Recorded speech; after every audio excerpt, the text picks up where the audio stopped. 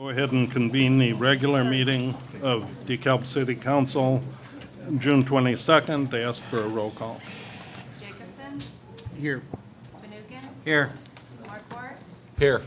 Snow, Here. Noriko, Here. Baker, Here. O'Leary, Here. Ray, Here? 8 present. Thank you. I'll ask Officer Lickle to come forward. I'll ask you to rise as we recite the Pledge of Allegiance.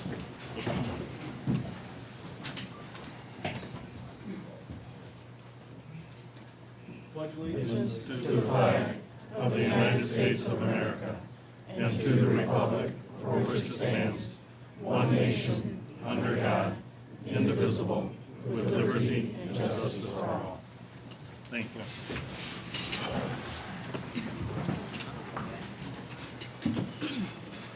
Okay, we have the agenda before us. I'll ask for any additions or deletions from the agenda.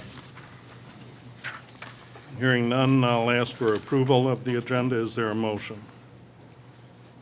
So moved. Moved by Alderman Noriko. Is there a second? Second. Seconded by Alderman Snow. Roll call. Fanouken, Yes. Markwart, Yes. Snow, Yes. Noriko, Yes. Baker, Yes. O'Leary, Yes. Jacobson, Yes. Ray, Yes. 8 ayes. Thank you. And I will, at this point, we're continuing the public hearing on the fiscal year 16 budget.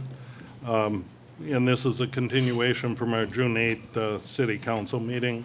I'll turn to Finance Director Kathy Haley for an introduction. Thank you. I do have a short presentation. I want to summarize some of the changes that have occurred since the June 8th meeting to this meeting, and then any questions, and we can open it up for any other comments.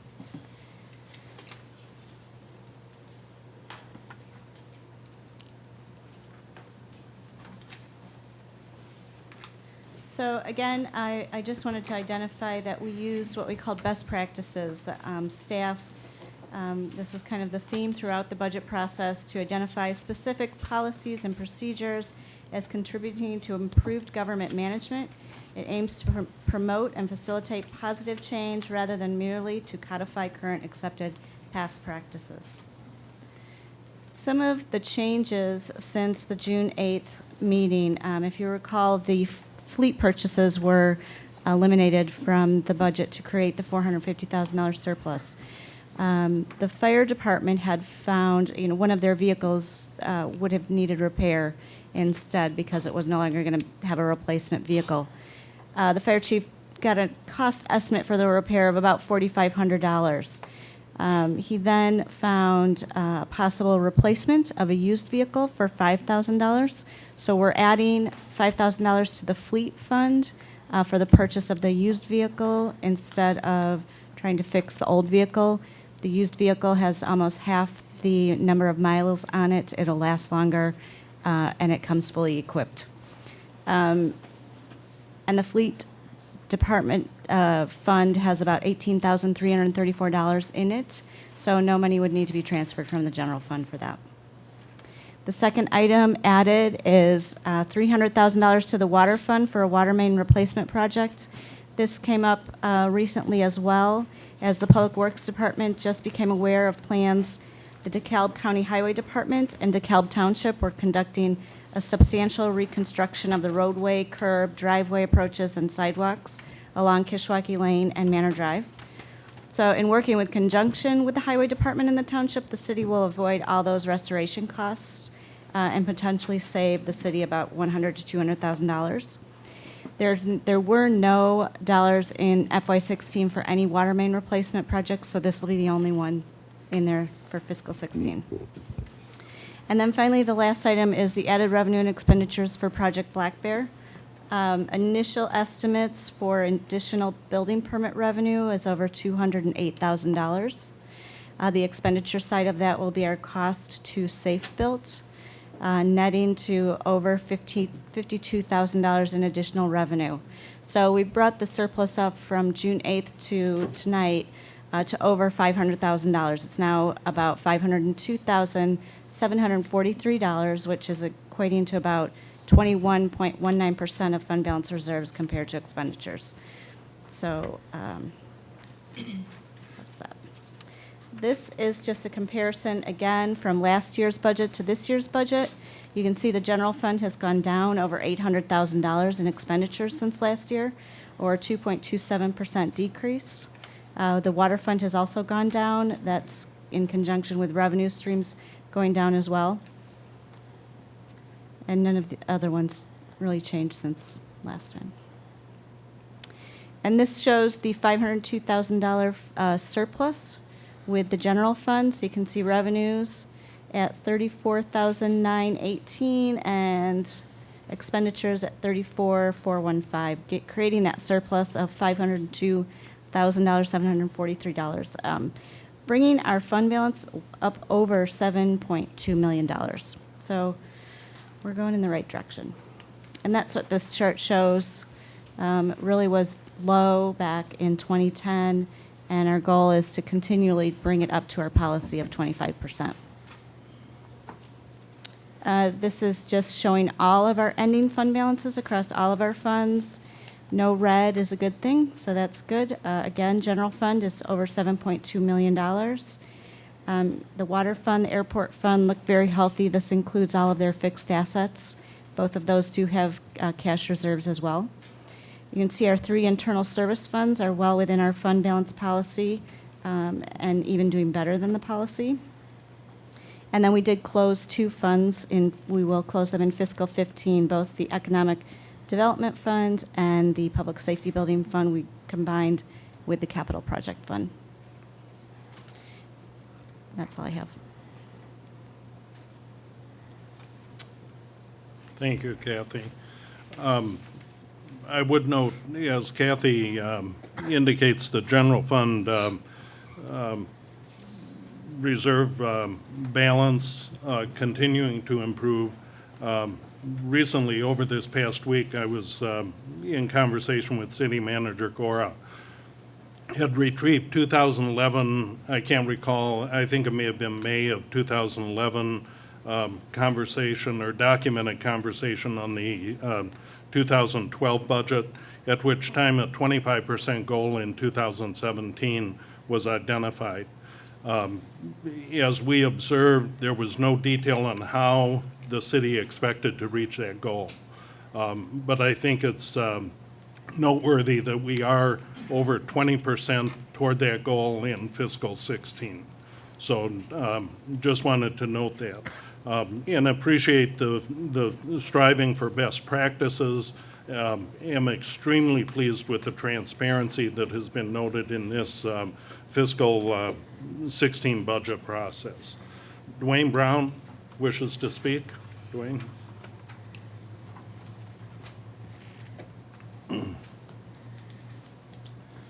Yes, we have a budget of $34.7 million. I'm actually surprised we have any surplus.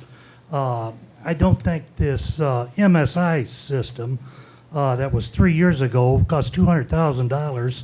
Now they want $170,000 to replace it or whatever. That doesn't seem right. We've got a $51,000 new website. That could have been $8,100.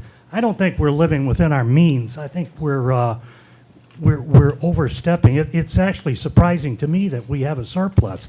You know, we've got a $80 million high school. We've got a $12 million new police station. We've got the library expansion.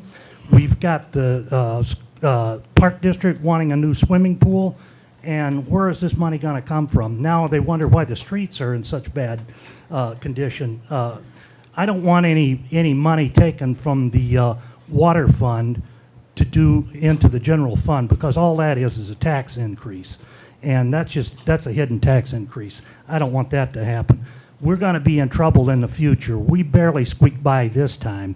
You better look to the future, because we're going to run some deficits if we keep this reckless spending we're doing now.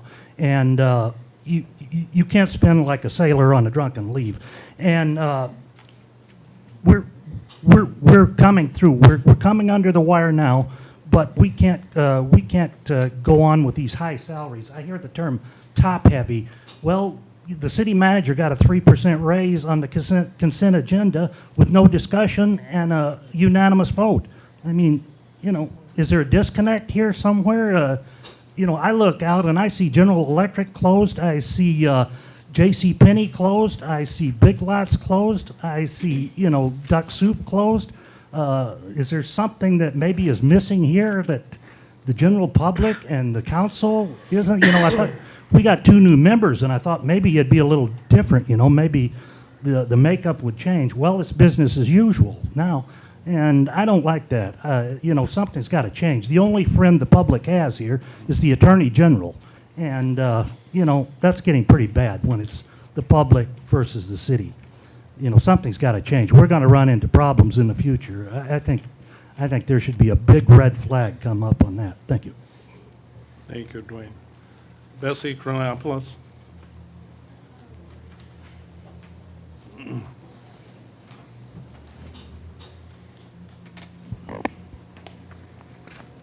The gentleman pretty much said much of what I would like to emphasize also. I have a real concern regarding the budget pulling from the water fund. I don't think that's a really good habit to get into. We need to leave that alone for future needs of the whatever needs to be done as far as capital improvements in the water fund. It's healthy. That doesn't mean we should be sinking our teeth into that. Leave it be. And definitely the top-heavy people that I have talked to, they say that continually, that we're quite top-heavy. We need more boots on the ground, and our salaries are a little bit too much, and the public is finding that very, very difficult to deal with. And I do have a question. I don't know if you'll be able to answer it or not, but I have been in touch with a couple of the aldermen, and I think I've written, you're probably sick and tired of hearing from me, I'm sure. But a couple of the aldermen, particularly Alderman O'Leary and Alderman Jacobson, in regard to the MSI issue.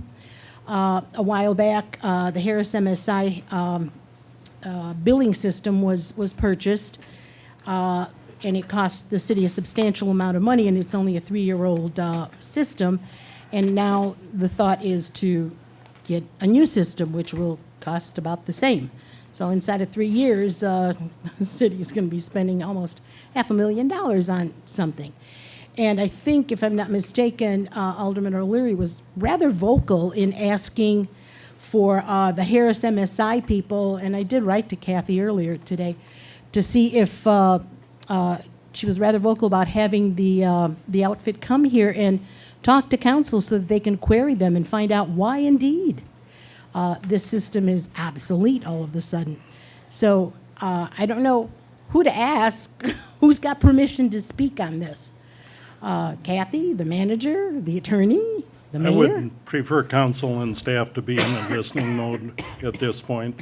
Oh, We will so we're not receive gonna answer that questions. question. Okay. We will be able to deal with those one-on-one, either One-on-one. with one-on-one staff or with individual council members. But not in a public forum.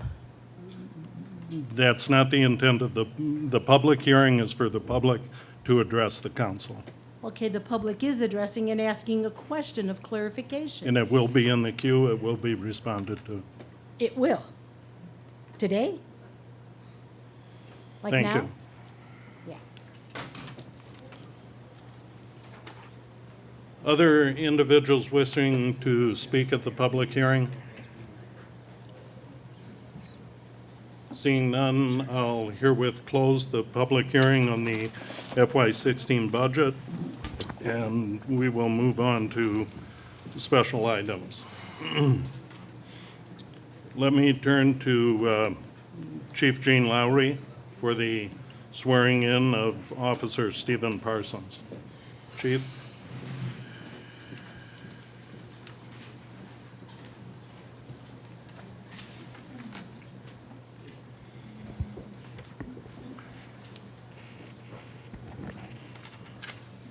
Thank you, Mayor and Council, and thank you, community, for coming to the council meeting, and particularly this night where we're going to honor a new police officer. I'd like to get Stephen Parsons to come join me at the podium.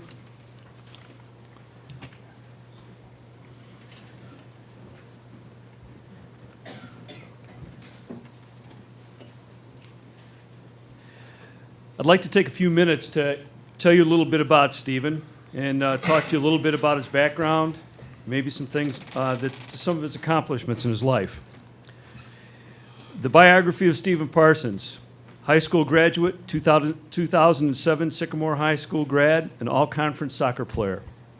College: he has an associate's degree from Kishwaukee College, a bachelor's degree from Aurora University in 2013, with major emphasis in criminal justice. He played rugby in the Fox Valley Men's Rugby Club. I believe you still do that. Yeah, when you can. We might have some ideas for you to keep you busy for a little while. During his criminal justice career, he was hired by the DeKalb County Sheriff's Department and acted as a Corrections Division deputy in October of 2012. We were fortunate enough to get him from the Sheriff's Office and brought that experience to us. During his time there, he received a commendation for a felony arrest of an inmate who was bringing heroin into the correctional facility. We look forward to having those skills with us on the streets here in DeKalb. Just a little short order drill about where he's headed. On July 6th, he'll be reporting to the Cook County Sheriff's Police Training Academy, which is one of the more rigorous training academies in the state of Illinois, where he'll conduct his training for the next several weeks and come back to us. That's in about a 12-week program. Subsequent to that, he'll be in about a 12 to 16-week field training program, and we also will involve him in a mentoring program before he's allowed to enter onto the streets working solo. But tonight is the most important part of his beginning. With him, he has his parents, Kevin and Jennifer Parsons, who are here, his brother Brad, who's here as well, and a significant other and a girlfriend by the name of Samantha Oxnavad. Did I do okay on that last name? Thank you. What I'd like to do is I'd like to bring who's ever decided, I think it's Mom, to come up. I'd ask the city clerk to join us as well. Jane, Grandma is here too. Is Grandma here? Where is Grandma? Grandma, I'm sorry I missed you. All right, all right. What I'd like to do is I'd like to have the city clerk formally swear in our police officer this evening. I, Stephen Parsons, having been appointed to the position of police officer in the city of DeKalb, county of DeKalb, solemnly swear that I will support the Constitution of the United States and the Constitution of the state of Illinois, and that I will faithfully discharge the duties of police officer to the best of my ability.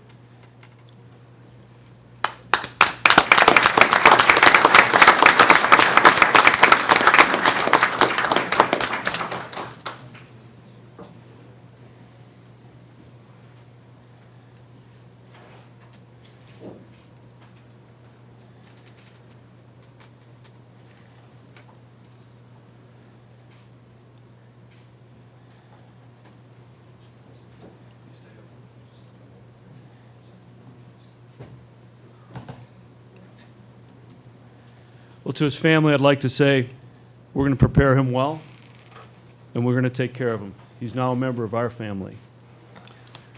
It's kind of hard sometimes having two families. It's like having two moms and dads, and I know that can probably suck at times, but we're in your corner. You know, I always take this opportunity to say a few things about where you need to be with me and this police department. And these things are from our heart. There's only 4 things you need to know to succeed in the DeKalb Police Department, and they're often familiarly called the 4 pillars of leadership. The first pillar is this: you just took an oath. And in that oath, some important things were said. And I expect you to honor that oath. And I know you're prepared to do that and have already demonstrated that with the Sheriff's Office. And I know you'll continue to do that with us. So pillar number 1, honor your oath. The second is focus on the mission. In the modern day and age, it's often taken away from us. There's often temptation that can do things to lead us astray. It's very important for our community, for your family, and for your own personal integrity and character to always focus on the mission. The third thing is service over self. the third pillar. Service over self is an aged, and sometimes I wonder if it's extinct, philosophy. But as a pillar, it's necessary, especially when you serve the community as a police officer. You're committed to serve the community at times to great personal self-sacrifice, and I know you're prepared to do that as well. The last pillar is this. I hope one day you can look back and you can pull that retirement and go live in Florida or go retire somewhere where it's comfortable for you and your family. But when you leave, I want you to be able to look over your shoulder at us and say that you've left us better than you found us. So here are the 4 pillars again for review. Honor your oath, focus on the mission, service over self, and leave us better than you found us. Congratulations and welcome to our family.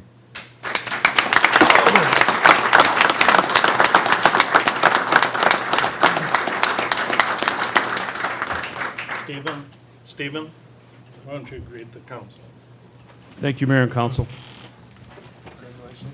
Congratulations, Steve. Welcome aboard.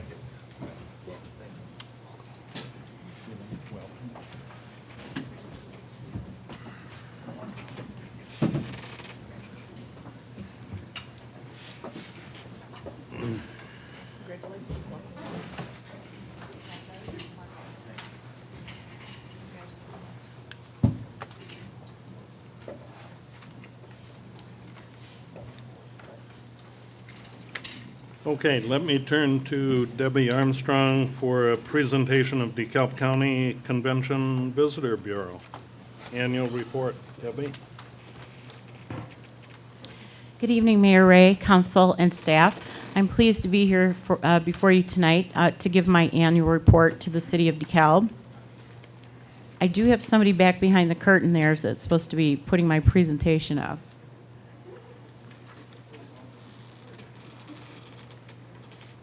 While we're waiting for that, I've given you all a folder that you have some information in there that I think you should take away with you and look over.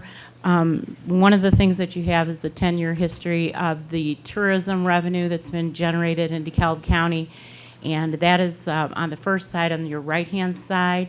And then you have another couple of sheets behind there that talks to you about the revenue that is being generated also by the hotel tax, hotel sales tax.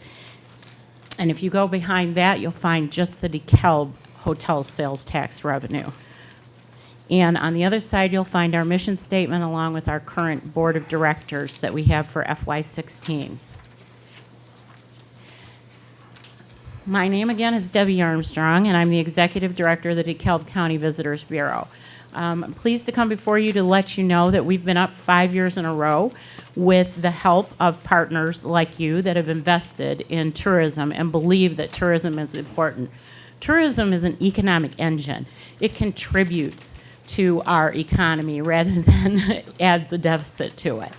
If you take a look here, these are our financial partners that we have listed with us. We have to raise money locally in order to maintain any type of grant that the state would find us eligible for. So these are our financial partners. And you can see we have the City of DeKalb, the DeKalb County Board, Northern Illinois Communications Marketing, City of Sycamore, the Chamber, and we also have NIU Athletics. We have the Village of Malta, Shabna, Town of Cortland, Village of Kingston, John Mack Orchard, and Illinois is in there because we get a portion of the state hotel taxes that go to Springfield. These are our in-kind and event sponsors. They're very important for us. A lot of these people sponsor our Kite Festival. And obviously our mission statement is to get people to DeKalb County and to the city of DeKalb so that they can spend their hard-earned dollars in our area and enjoy what we have to offer here. So we generate positive economic impact for DeKalb County through our tourism promotion. I just want to point out to you that it is another IHSA Destination DeKalb year. Our first one was in 2013. We did a fine job, according to everybody who reviewed us, but the committee thought that we could do some different things. And so, but we were very, very pleased with our first event. We broke all the records with over 30,000 people in attendance. That was a positive. And the economic impact that we forecast for that was about $800,000, excuse me, for that weekend. We also had $200,000 of free media coverage in 2013.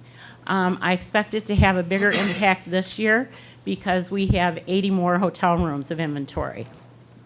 So anybody who wants to come out and volunteer that weekend, we'll sign you up, trust me. It's the 27th and 28th. This is another graph for you to take a look at the last 5 years of the revenue. And we have 2013 numbers at this point. I do not get 2014 numbers until late July or maybe August. So it's $81.58 million that's contributed to DeKalb County from tourism spending, or from tourism revenue.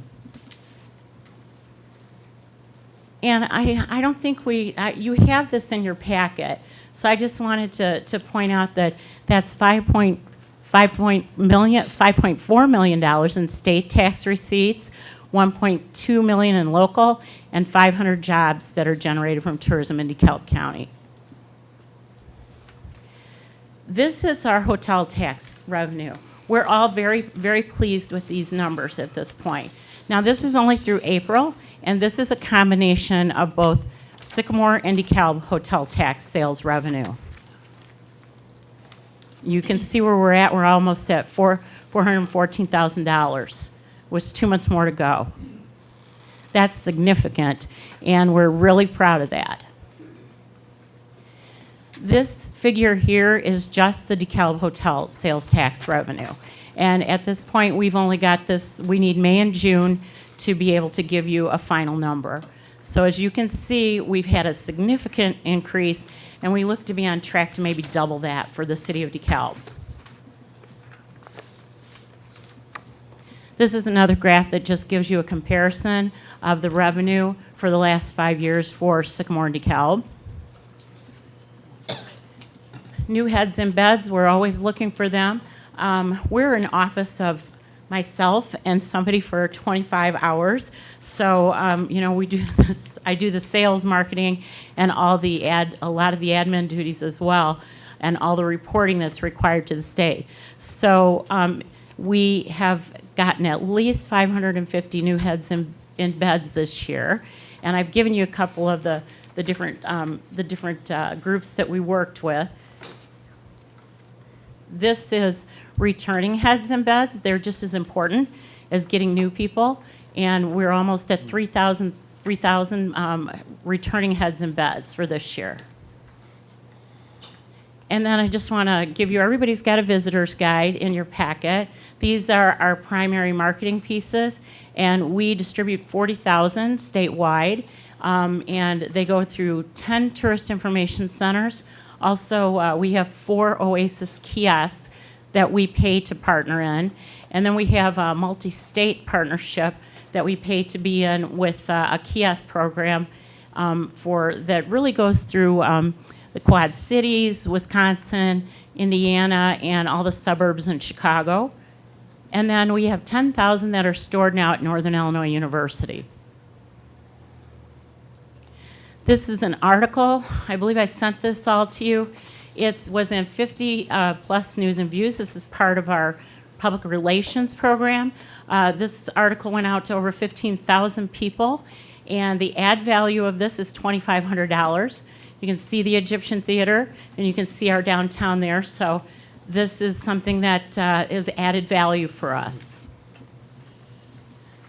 Also, I want to point out to you that we're in print ads. This is one of our print ads that we have. You see in the top right corner as I'm facing it.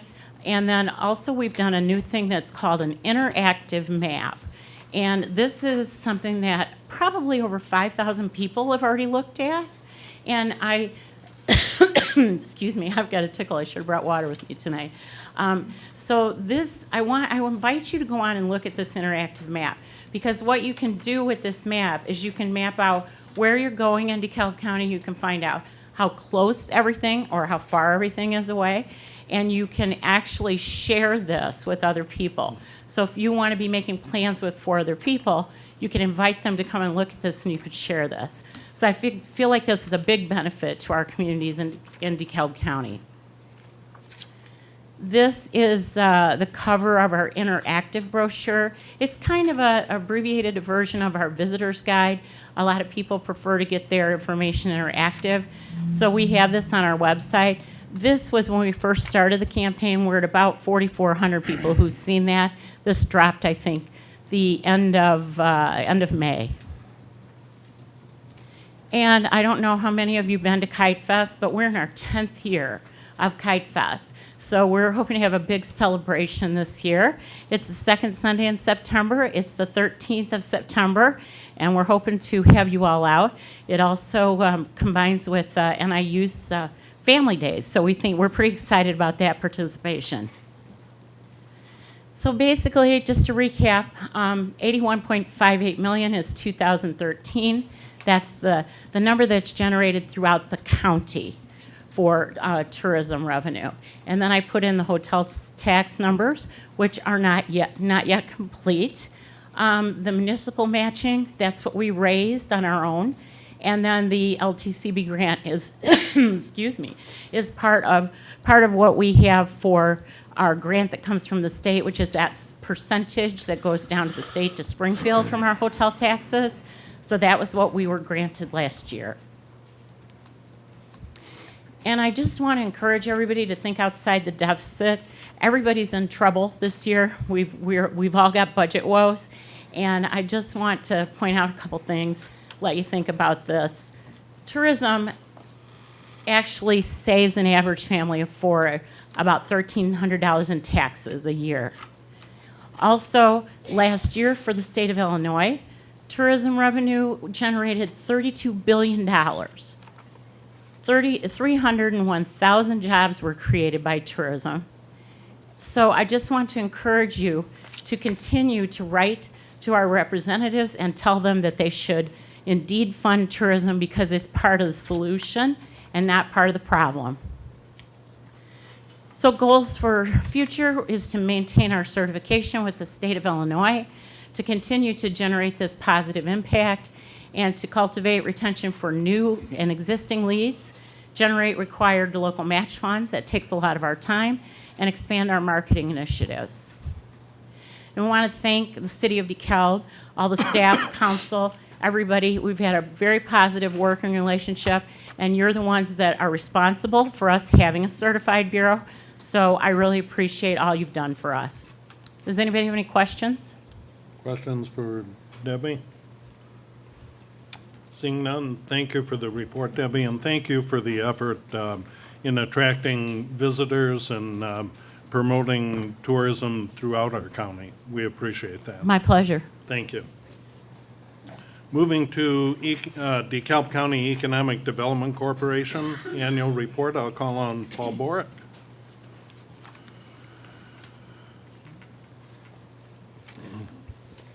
Good evening. On behalf of the Board of Directors of the DeKalb County Economic Development Corporation, I'm pleased to present you with a brief summary of activities and accomplishments over the past year.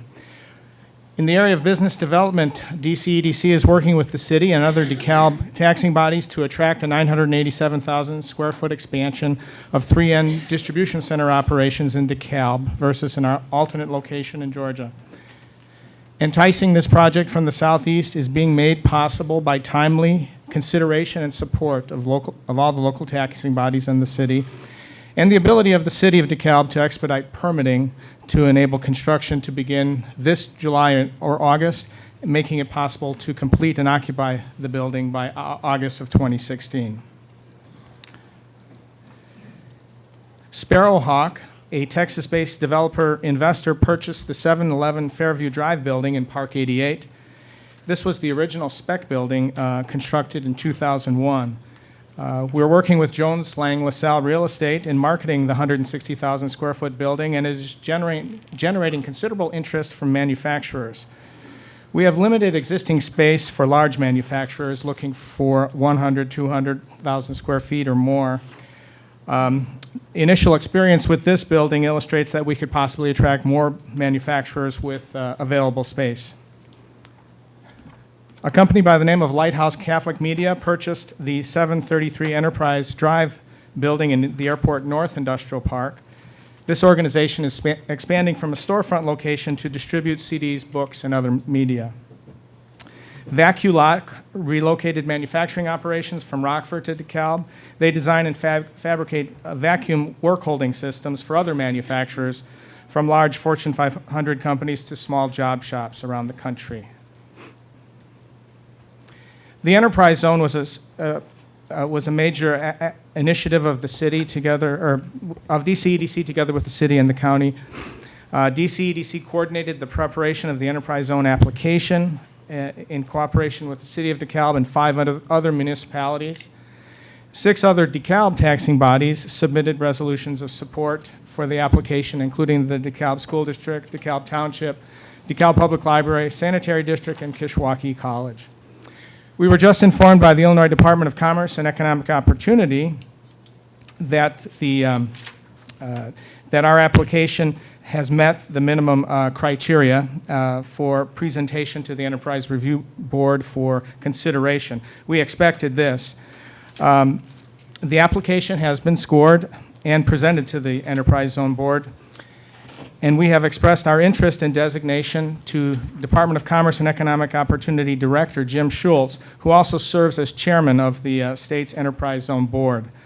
The director indicated that the process and selection will be objective, which should favor DeKalb County. DeKalb County's application is extensive, detailed, and well documented. The application qualifies under 9 of the 8 qualification criteria, and DeKalb County is the only county with a major state university that does not yet have an enterprise zone. Significant business development can be leveraged with university research partnerships if an enterprise zone is designated. While we believe the application stands on its own merit and qualifications, we have enlisted the assistance of our state legislators to convey their interest in our application to state leaders. The Enterprise Zone Board will make its final decision by September 30th of 2015 in accordance with the statutory rules and regulations. In the area of business retention and expansion, we've completed 7 business retention visits or appointments recently with DeKalb companies, including 2 manufacturers, 2 technology companies, a distribution center, marketing firm, and a healthcare provider. Areas of follow-up addressing needs or opportunities include strengthening awareness of Kishwaukee College education and training programs to companies, while at the same time making the college aware of the company's specific needs in skill development. Improving the soft skills of local job applicants, increasing the availability of office space in our market, expanding local trucking services, promoting increased networking among managers and executives, and attracting other manufacturers. Those are some of the needs and opportunities identified in our most recent business retention visits. In the area of innovation and digital manufacturing, DCEDC has partnered with NIU's College of Engineering and Engineering Technology and NIU's Eiger Lab Innovation Network to bring manufacturers together to accelerate innovation, the development of new products and technologies. Innovation roundtables have been convened and will be held quarterly, and manufacturers will be introduced to digital manufacturing, the use of increased data, analytics, and sensor feedback to improve design, production, and operation of products. This effort is intended to accelerate industrial growth and attract new manufacturers. In the area of workforce development, DCEDC's Industrial Workforce Coordination Program is starting to generate the results necessary to produce a pipeline of young professionals to create and assemble products in modern manufacturing plants. Over 300 students have toured manufacturing operations. Over 30 manufacturers have hosted students or spoken in schools. The automated engineering technology, certified production technician, welding, and diesel technology programs at Kishwaukee College are now all nearly full of interested students, and this wasn't the case a couple of years ago. Also, 20 internships are getting underway this summer with local manufacturers. The success of this program is critical to attracting manufacturing as well as providing much-needed support to our local industries. And DCEDC has also increased its marketing activities by participating in the Select USA International Business Trade Show, as well as ARI, the Association of Industrial Real Estate. Also, we've worked to expand the cooperative marketing activities of the I-39 Corridor Association to attract additional industry to DeKalb and the rest of the corridor.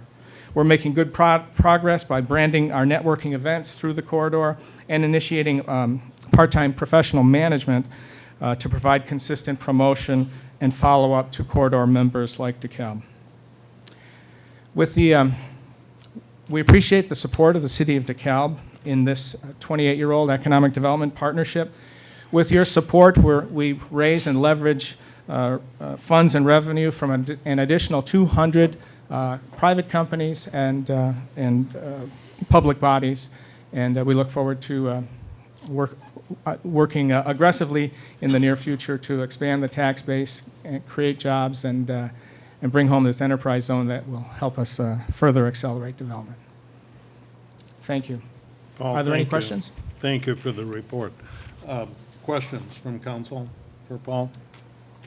Hearing none, would like to thank you for the efforts from the DeKalb Economic Development Corporation on our behalf. Thank you, Paul. You're welcome.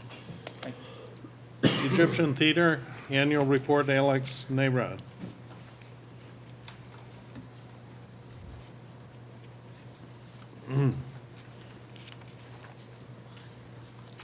Thank you. I want to hand out a couple of things to council before I get started.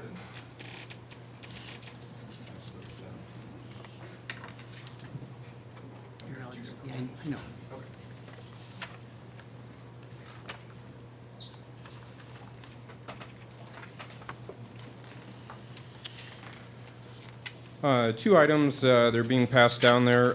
One is an additional letter of support that I was asked to bring to council tonight. So I wanted to make sure I pass that along to you. And then the other packet is some supplemental information that I'll be referring to during my presentation tonight. So good evening. My name is Alex Nayrod. I am the Executive Director of the Historic Egyptian Theater. On behalf of the Egyptian Theater Board of Directors, staff, volunteers, patrons, and donors, I would like to thank the City of DeKalb and the community for their continued support of the Historic Egyptian Theater.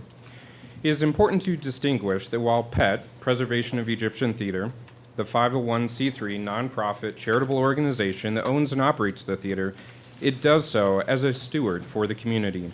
The Historic Egyptian Theater is your Egyptian Theater. I would like to take a moment and thank all of the individuals and business owners who took the time to write to you, the City Council, in support of the theater, and those that attended the June 8th council meeting to speak in support of the theater. It was touching to hear so many people speak so eloquently about the importance of the theater.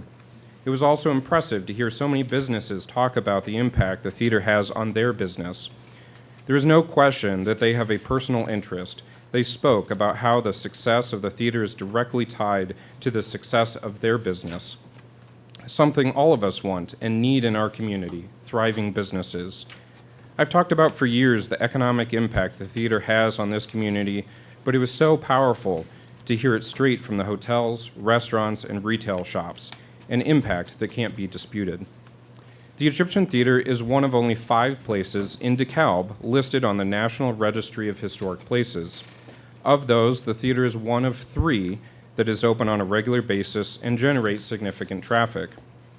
The other 2 are the Elwood House and the DeKalb Public Library. We as a community value these institutions for their history, we value them for their cultural impact, and we value them for helping create a sense of place and community pride. What sets the Egyptian Theater apart is that it is the only one of those 3 places that is not operationally funded through a taxing body.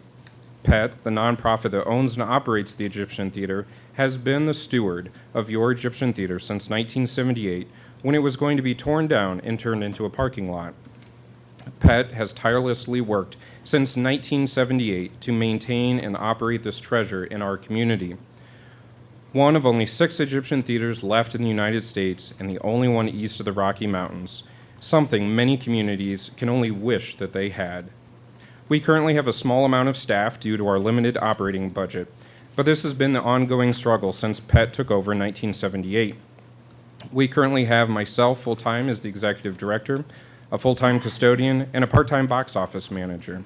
We have 2 full-time staff and 1 part-time staff member, with an annual budget of $300,000.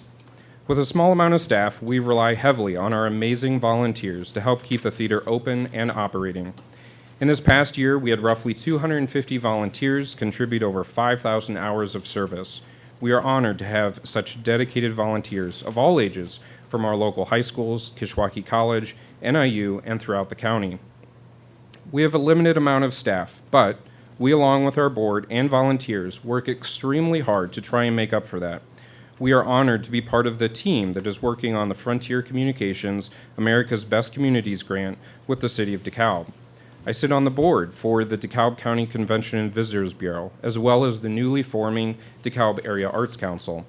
We are acutely aware of the importance of the theater in our community, and we work tirelessly to help make our community better for all of us. On the last page of the information that I distributed to each of you, you will find a summary of some of our fundraising efforts over the past year. For the current fiscal year, just over $25,000 has been raised through donations for the theater for operations. This has grown in recent years, but we still have a lot of work to do. Our board is aggressively involved with strategic planning for fundraising. We are working to build on recent successes and continue to grow the annual donations to support the theater. Part of that process is sharing with the public what it takes to operate and sustain a historic theater with a level of programming desired by our community. Or our organization has not been sitting idly by waiting for someone else to solve our challenges. We speak openly about our challenges and work every day to overcome these. We remain so appreciative of the support 3 years ago with our seating campaign where we raised over $200,000. We were emotional when a private donor contributed $75,000 in 2012 to help renovate the dressing rooms after a devastating flood. We were honored last year to have a donor make a planned gift of $50,000 to the theater. And we can't thank our business community enough for their ongoing support of what we do. The theater in this most recent season has received well over $100,000 in in-kind services from local businesses. We've had an exciting year, and I'm thrilled to have the opportunity to tell you about some of the highlights. The bulk of our season runs from September through April, with limited events in May and June, and then no events through the summer months. This is because, as many are aware, the theater does not have air conditioning, and has not since it opened in 1929. In this past season, during the time that we were open, our numbers were up compared to the previous season. This season, we hosted 135 events by 31 different groups and organizations, bringing in over 30,000 patrons. The listing of all of those groups are listed on the second page of the packet that I gave you, a pretty impressive list that we're proud of. Our reports through our box office show that tickets in this past year were purchased by patrons from 28 different states and 32 different counties in Illinois. Using the Arts and Economic Prosperity Calculator from the national organization Americans for the Arts, which is based on 182 study regions and breaks down the comparison by population size, the economic impact of the Egyptian Theater in the past year is estimated at $1.5 to $2 million. This past December, we celebrated the 85th anniversary of the opening of the Egyptian Theater. We would like to thank the City of DeKalb again for recognizing this special occasion with a proclamation declaring December 10th, 2014, Egyptian Theater Day. We hosted a number of weddings, a baby shower, alumni class reunion tours, and even a wedding proposal over the past season. Some of the national acts who performed on our stage this past year include Gaelic Storm, comedian Nick Swartzen, comedian Lewis Black, America's Got Talent semifinalist Lightwire Theater, the Chicago Rat Pack, and country star Joe DiMessina. We are happy that our partnership with NIU continues to grow. This past season, we hosted the annual athletics award event, The Victors, a film with the NIU Art Museum, the NIU Time Art Senior Showcase, part of Artie Gras, and the graduation ceremonies for both the NIU School of Theater and Dance and the NIU School of Nursing. We are also participating in the new NIU bus tours this summer during orientation for parents of incoming students. The bus tour takes parents on an hour-long tour of DeKalb to familiarize them with all that DeKalb has to offer. This spring, we are happy to host Children's Community Theater to our stage for their production of Peter Pan, with over 100 kids and adults in the cast from all over DeKalb County and beyond. We continue to host many of the downtown events where we provide the use of the theater for free. Those events include Spectacular, Santa Comes to Town, and Breakfast with the Bunny. This summer marks the 7th year of our live lunch music series located in the DeKalb Farmers Market, where we schedule 12 weeks of entertainment for free. We rely on the generosity of local musicians to donate their time and talent for this summer music series that helps attract additional traffic to the market and downtown. And the entire setup, scheduling, marketing is done by the theater, and all of the equipment for the series is provided free of charge by the theater. We typically host the DeKalb Chamber of Commerce Candidates Night each year and did again last fall. We provide the theater free of charge for this event. This is an important event that allows the voters to hear from and speak with candidates running for office, many of whom are currently serving on or in the past have served on this very city council. We had a number of meaningful moments this past season. One of our favorites continues to be hosting the DeKalb School District Art Show. This was the 7th year that we hosted this week-long event where we provide the theater free of charge. Selected artwork from elementary through high school is on display for the public. This event typically attracts an estimated 2,000 people over the course of a week. It is thrilling to see the kids with their families stand proudly next to their artwork on display in the theater. This spring, we also were host to some powerful documentaries. The first one was the documentary At Home, in conjunction with Hope Haven, that included a panel discussion after the film to discuss the issue of homelessness in our community. We also hosted the film The Hunting Ground, in conjunction with Safe Passage. This also included a panel discussion following the film. This panel discussion was particularly impactful as staff from Safe Passage, Kishwaukee College, NIU, and DeKalb Police Chief Lowry led a discussion about sexual assault and domestic violence within a campus and community. It was truly inspiring to see well over 100 college students and community members of all ages together on a Thursday night talking about such an important social issue for nearly an hour and a half following the showing of the documentary. While I believe all of this is impressive, I hope you noticed a common, reoccurring statement: free. Much of what the Egyptian Theater provides is free of charge to community groups, or free of charge to the public, or heavily discounted rates for groups in the public. This is not something a for-profit business does because free isn't profitable. Free doesn't provide a return on investment, but we are a nonprofit charitable cultural organization with a strong mission to share and protect the historical integrity of the theater as a regional arts center for entertainment and community involvement. This isn't just a good story, this is the reality.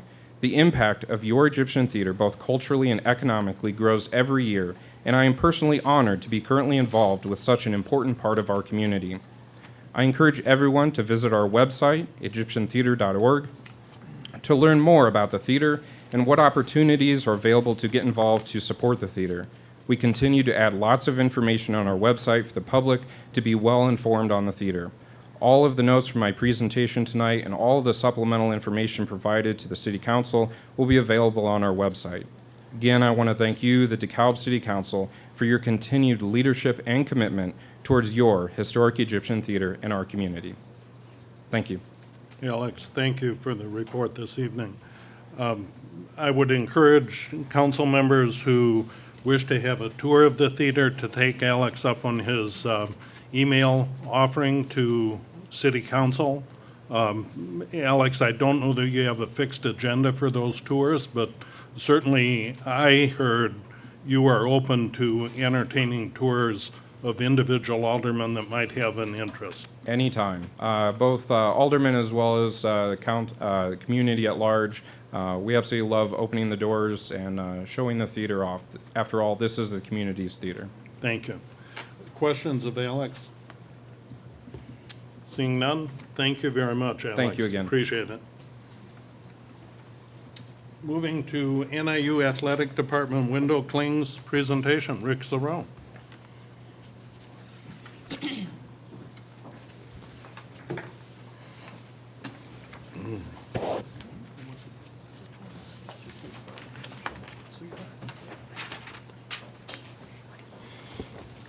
I have from NIU Marketing and PR, Brad Hoy, Mayor Ray, members of the City Council, Chief Lowry, Chief Hicks, members of the administration, and members of the community.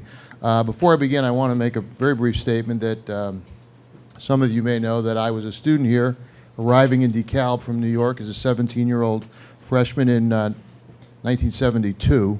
The DeKalb Theater was showing The Godfather. I know that. I'm not sure what was playing at the Egyptian at that time, but I went there many times.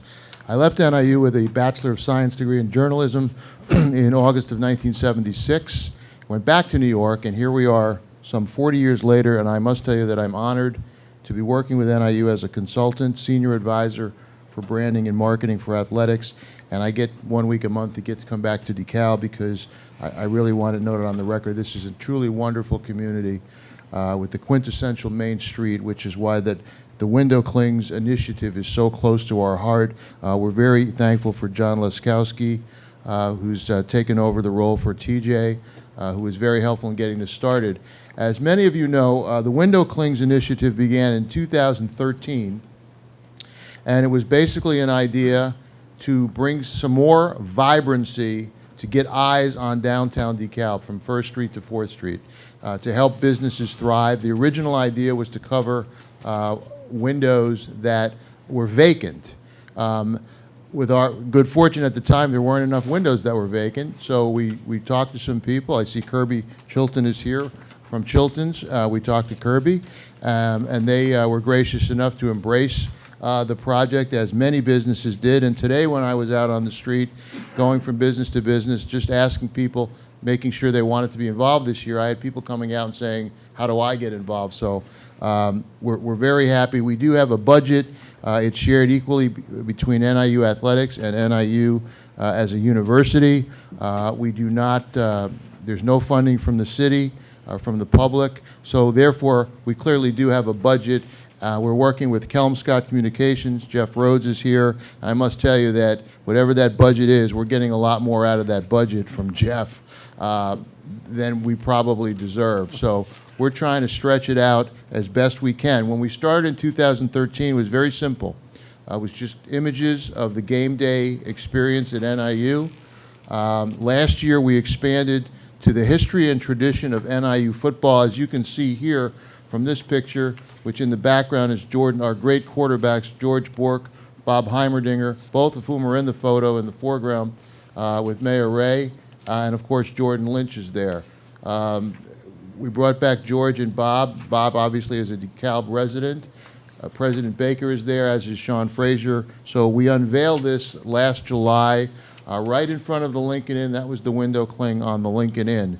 So we expanded it a little bit by having the words behind them, which you can't see, that say things like history, tradition, dedication, pride.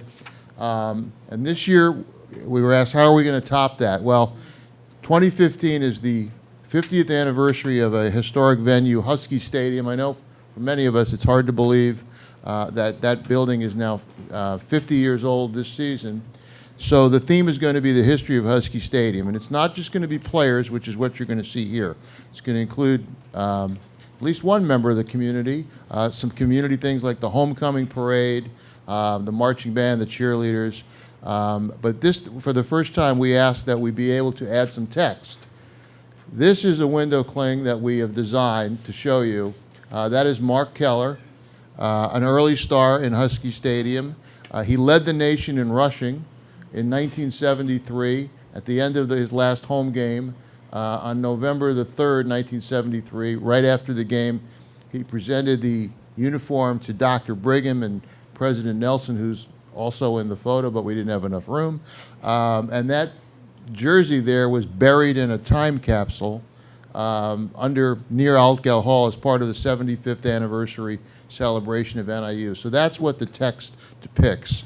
And that's what each window cling will have. Great players, great moments, the construction of the stadium, from the groundbreaking to seeing it off in the distance in a cornfield being built. I'm going to show you in the next slide our concept for the municipal building right out front, because we have 22 images on approximately 17 locations. The police station is one location, the new police headquarters, and also right here downstairs, the main entrance. So the left side would be the left side of the front door. You see NIU defense, Football, 1966, the old helmets with the numbers on them. And on the right, that's our homecoming game of last year. I don't think we made too many of those tackles because we didn't win that game, but it's another story. And you can see in this photo, the background is black and white. So that will kind of be the theme of the initiative. We're very proud of it. We're trying to expand it, get as much out of the budget as we can. We do it because we think Communiversity is very important, because we love our Main Street. This is the quintessential Main Street. We want to bring some vibrancy, and we also want people to show the tie between the downtown district and, let's face it, we have an elite collegiate football program. There's only 3 teams in the United States in collegiate football that have won more games since 2010 than NIU, and that's Oregon, Alabama, and Ohio State. And we play one of them this year, so we can move that needle a little bit. So I'm going to turn this over to Brad, because I know he wants to say a few things about this. Thanks, thanks, Rick. And I really don't have all that much to add, except I want to extend my thanks to Rick Cerrone and all that he's done.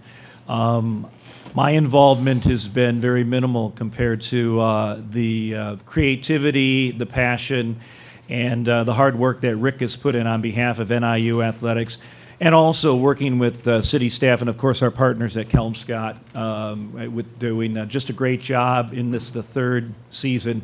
If anything, I think Rick has inspired me and some of our team. The Window Cling initiative has been so successful here within the community and capturing the attention and drawing attention to the downtown core that many of those concepts have now transitioned into the campus. So we're seeing an expansion of that as well. And then I think the spirit of the Window Clings really kind of is seen in the new mural that was put up about a month ago. Again, working with Kelmscott. I think we showcased Husky Stadium in recognition of the 50th anniversary, and I think that community spirit that we talked about when we worked on the ordinance about a year ago at this time here.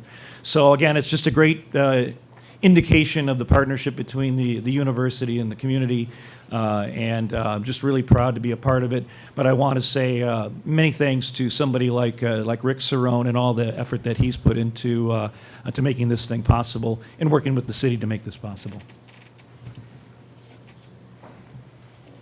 In closing, I just want to say one more thing, that this year, Mayor Ray, I will be in touch with you. We would like to do an unveiling, as we did, if this will back up, as we did last year.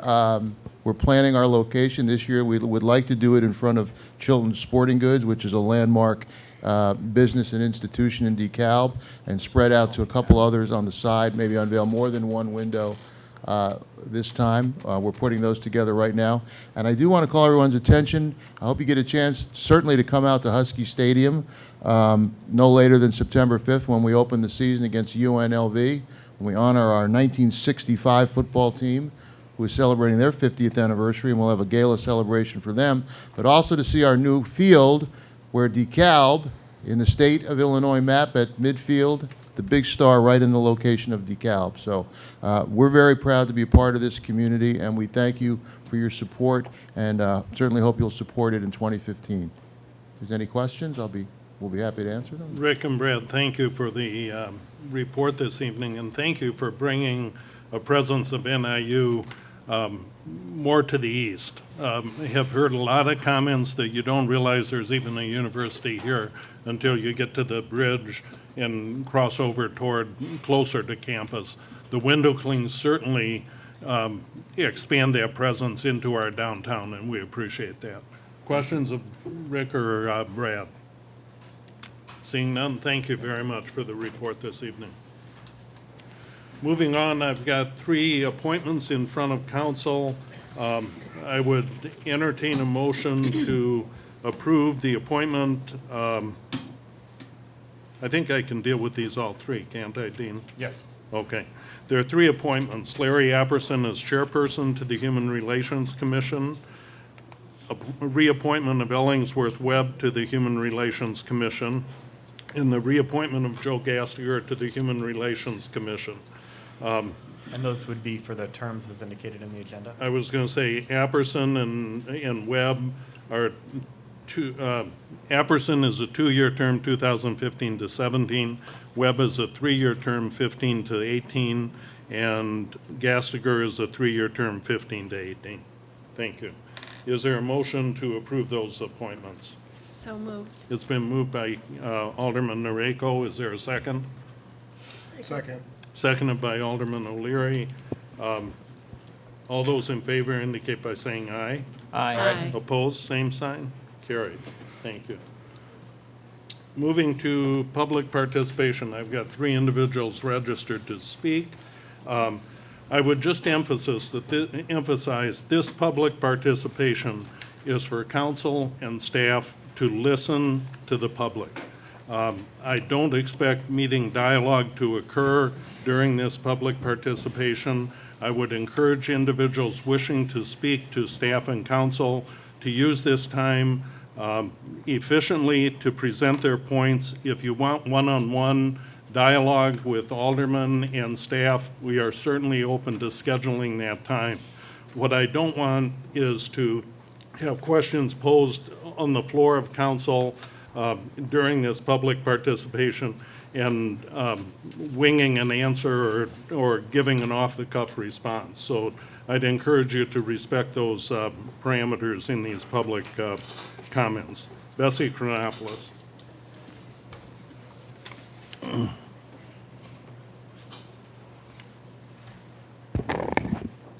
Thank you, Mayor.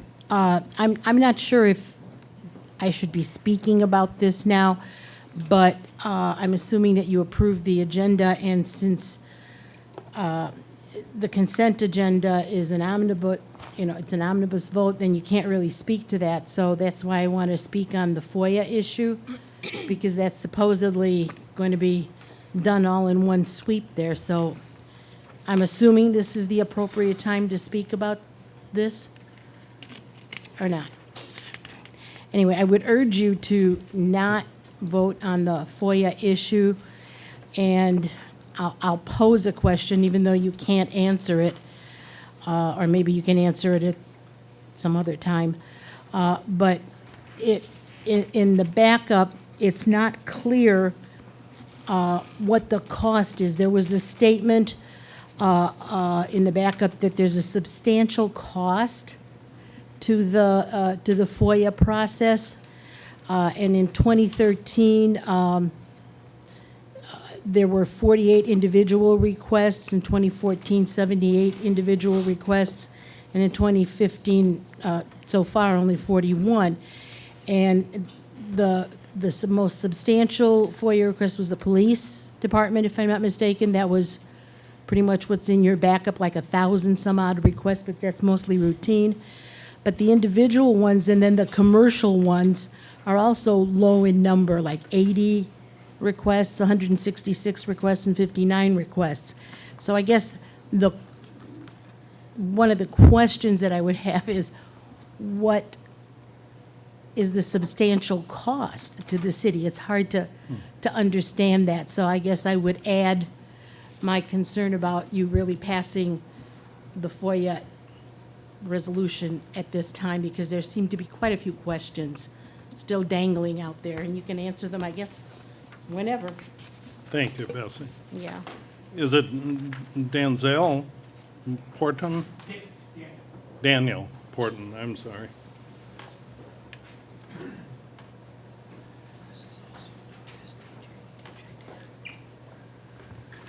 Good evening. Good evening, council, Mayor Ray, city staff. I'm going to be very brief. This won't take long. My name is Daniel Porter, AKA DJ Dan, and what brings me here today is a concern that I have that I think you should all be made aware of, and I think that we should work together to remedy. I'm a teacher. I have experience in McHenry County, Huntley High School, and I did student teaching with CPS at George Westinghouse just off of Kedzie, and I've had quite a few students under my ring. And one of the things I've spoken to them about is their plans after graduation. And there is something ominous that we need to be aware of. None of my students are planning on coming to NIU, and that really bugged me. We have a problem here, and it's not just my problem, it's our problem. On April 7th of this spring, I was asked to help out one of the student organizations in raising money for a charitable cause, a charity event that took place at the Home Student Center in the Carl Sandburg Auditorium. To cut to the chase, it was a charitable cause. I've raised nearly $1,000 in U-Haul fees, promoting NIU, and promoting the Greek way of life that is a big, huge economic engine for this city. And I'm a Husky, and I fight for her. Okay, I have caused that the student body and the public are being mistreated by certain members of the university community, people who work for the university. On April 7th of this spring, the Home Student Center Guest Services, after allowing me into the building the way I always come in and do for the different student organizations to raise charity, I'm not being paid, mind you, after allowing me in, I was pulled aside and I was told to leave. I was, in effect, being thrown out by the services. I appealed my case, and when I tried to leave, the person throwing me out threatened to call the police on me if I didn't follow them back to this office, where, well, I did what she said, went back to the office, I was berated, told I was unprofessional, and then told to leave. Okay, to cut to the chase, the students and the public are being mistreated, okay? In light of budget cuts, student enrollment is down. Why should an NIU student take out a $100,000 student loan and go to school here with us when they've got Google, they've got YouTube, they've got Facebook, and they've got Mom's Basement? Ladies and gentlemen, they don't need us anymore. And it's not the good old days where you can just get away with whatever you want. We need to strive to respect the public and the NIU students who register for class here. I'm in the process of bringing this issue up with the university, what I feel is abuse and exploitation, and it really needs to stop because this hurts our bottom line, it hurts our property value and our businesses. There's one thing that NIU has that Mom's Basement and an online degree can't give, and that is the NIU social experience. And that is something that we all need to work together to embrace. And we need to make this experience, when a student decides to register for NIU, we have to visualize that person as a precious customer, and we have to respect that person and give them their autonomy and, of course, their dignity. And thank you very much for your time. Thank you, Tim. Jim Mason? I don't see Jim in the audience. Okay. Anyone else wishing to speak to council? Misty Hajishi? Yes, I turned in my form. I may have. Your form came in the cow. I had two forms, sir. F20, I'm sorry. You're wanting to speak on the FOIA. Yes, sir. Okay, I was going to address that as F25.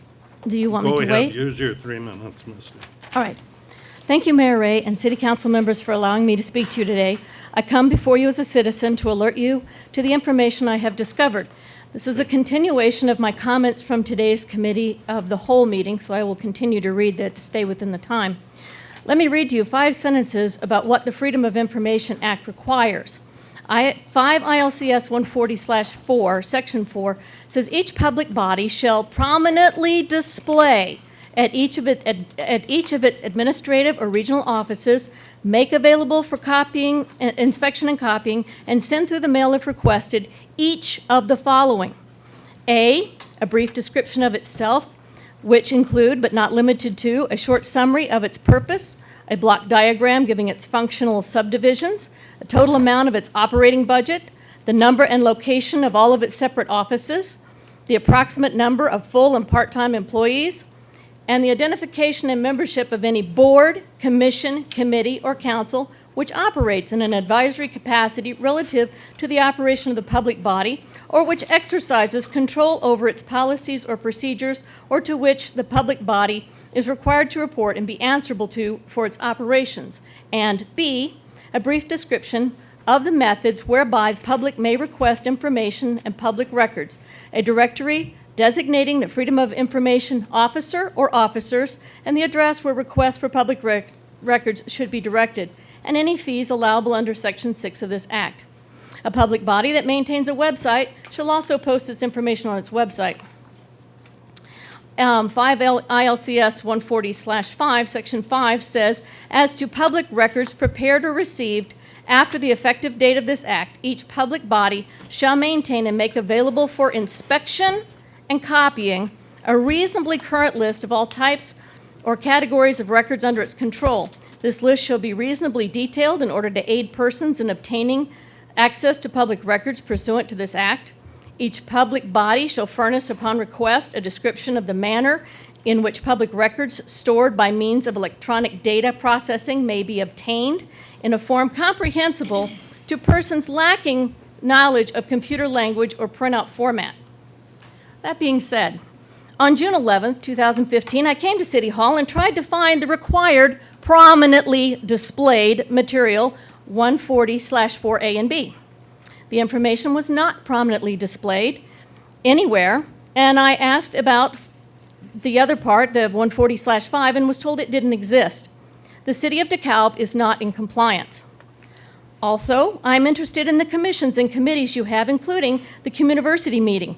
NIU held a Communiversity meeting at the President's residence, which included the mayor and the city staff. These meetings were catered and alcohol was served. I should be able to see who is on each committee, commission, or council simply by walking in the front door of City Hall. My question to you is, why has it been 5 years since the law went into effect on January 1st, 2010? And why has the City of DeKalb been out of compliance for so long? What is it you pay your FOIA officers and your city attorney to do? How can you have effective governance if you don't understand the law? These basic things must be available for inspection and copying at all times. One last thing.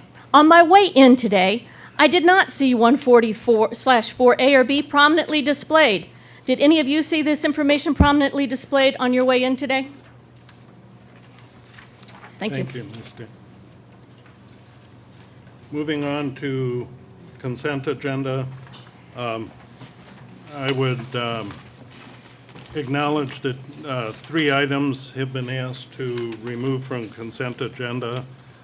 We will address F9, Resolution 2015-53, and F10, 2015-54 as separate items, as we will Resolution 2015-69, item 25, approving the Freedom of Information Act policy. Are there any other items council members wish to remove from agenda? Alderman O'Leary. 4 and 21. 4, so F4 and 21. Okay. Okay, having removed F4, F9, F10, F21, and F25, we'll deal with those 4 at the start of Section G, or at the conclusion of the consent agenda. With those modifications, is there a motion to approve the consent agenda as modified? So moved. Moved by Alderman Noreko. Is there a second? Second. Seconded by Alderman O'Leary. I would note there is what I would characterize as Scribner's error on the minutes of the joint council meeting and FAC meeting of May 12th. It's on page 5 of 8 of those minutes. It's on page 8 of the backup to the council agenda. It refers to the strategic goals that were discussed in March 2015. Those actually were in a March 2014 council retreat. With those corrections, I would ask for a roll call on the motion.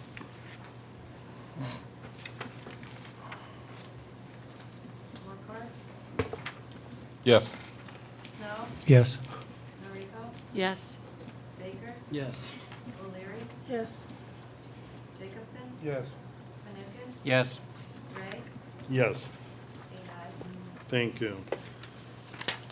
Moving then to item F4, Resolution 2015-48, authorizing a waiver of competitive bidding and approving the purchase of water meters and radio transmitters from Badger Meter Incorporated in an amount not to exceed $200,000. Is there a motion? So moved. Been moved, is there a second? Second. Moved by Alderman Snow, seconded by Alderman Fanouken. Discussion. Yes, why are we waiving, why do we want to waive the competitive bidding for this, purchase? John? The reason we're waiving competitive bidding on this purchase is because it's a sole proprietor that provides these devices for us. So we have over 11,000 of them in the city right now, and we like to have an inventory of them to replace them as we go through. So since this source is the only one that provides this technology, it's the only location we can go to get the devices. Okay, and didn't we just get, I thought, Director TJ Moore said that he had just got so many meters in. We do Is that get correct? so many meters in, and after time, they will fail, and so we'll trade them out. And occasionally, when new businesses are constructed, we'll also have some in stock for the new businesses to install. All right, thank you. Further discussion? Seeing none, I'll call the question, roll call.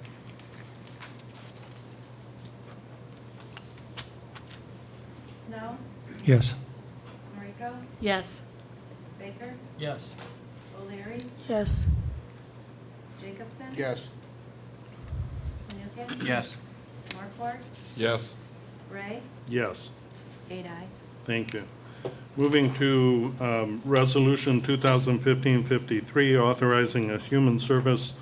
Let me ask, Alderman Noriko asked for these to be removed. I understood you wish to recuse yourself? Yes. If you leave the dais, and I'd encourage you to leave the room. Kate has a potential or represented conflict of interest on these two issues. Excuse me, why should she leave the room? We've never done anything like that before. We've never asked anyone to leave the dais. It's Okay. just not common. You're welcome to remain, just don't participate in dialogue. Resolution 2015-53, authorizing a human service agreement with Community Coordinated Childcare in the amount of $21,429 for human service funding beginning July 1/15 through June 30th, 2016. Is there a motion? So moved. Been moved by Alderman Snow. Is there a second? second, Alderman O'Leary, seconded. Discussion? Roll call. Baker, Yes. O'Leary, yes, Jacobson, Yes. Fanouken, Yes. Markwart, Yes. Snow, Yes. Ray, Yes. 7 ayes. Thank you. Resolution 2015-54, authorizing a human service agreement with the DeKalb County Youth Service Bureau in the amount of $36,456 for human services funding beginning July 1, 2015 through June 30th, 2016. Is there a motion? So moved. Moved by Alderman Fanouken. Is there a second? Second. Seconded by Alderman Markwart. Discussion, roll call. O'Leary, yes, Jacobson, Yes. Fanouken, Yes. Markwart, Yes. Snow, Yes. Baker, Yes. Ray, Yes. 7 ayes. Okay. Moving to Resolution 2015-69, approving a Freedom of Information Act policy. Is there a motion? Excuse me. Yeah. 21. yes, Skip 21. Oh, I inserted it. Thank you. Moving back to Resolution 2015-65, authorizing a payment of $79,895.77 in fiscal year 2015 and $22,967.22 in fiscal year 16 for the vacation balances on employee accounts due to promotions out of a bargaining unit position into non-bargaining unit positions. Is there a motion? So moved. It's been moved by Alderman Snow. Is there a second? Fanouken. That was I'm Fanouken. sorry, Alderman Fanouken. Second. Seconded by Alderman Noriko. Discussion. I just need to, I need someone to explain this to me, that's all. Okay, this was one of the long-term liabilities that we discussed at one of the budget sessions. We talked about wanting to get some of these liabilities off the books. One of them was the large comp balances, which was over $400,000. One was the net pension obligation, that was over $200,000. We were thinking that could be better served to pay off in 2016 after we're monitoring where that dollar amount sits. And then this was another one that we thought we could pay off within the budgeted parameters before the end of fiscal 15, the large vacation balances. We did have a last-minute retirement, which came, so part of this is coming out of FY 16, or we're recommending it. Further discussion? Okay, so for this is just the vacation for just the ones that said here in the agenda? Correct. Okay. I mean, I just didn't recall us discussing it, so that's why I wanted someone to explain it to me before we passed it. Yeah, these individuals were promoted out of the bargaining unit into non-bargaining unit, and it just created a large balance on there. Oh, okay. All right. Thank you.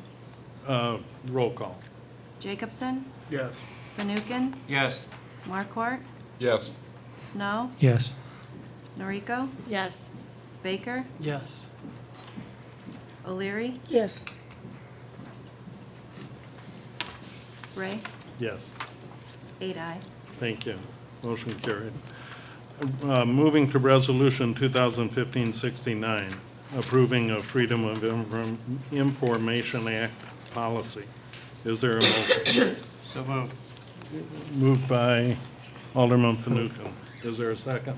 So moved. Seconded by Alderman Noriko. Discussion?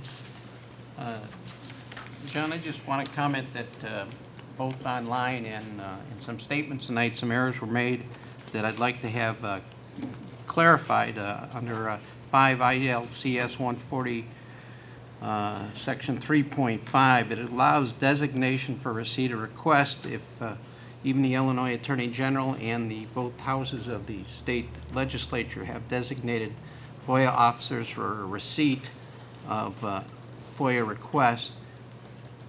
And one other quick note is that under Section 142C, it's very clear that reproduction is one of the definitions it gives under copying. So I think Attorney Frieder's use of the word reproduction is certainly within the law as it is written. And I think that it should be made very clear to the citizens of DeKalb that the effort that staff and council is making in approving this policy is to make it much clearer to everybody else where we're at, including the aforementioned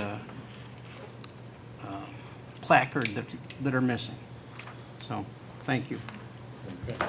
Mayor, it's also worth noting, there was an inquiry made earlier regarding the city's FOIA information packet under Section 4 of FOIA.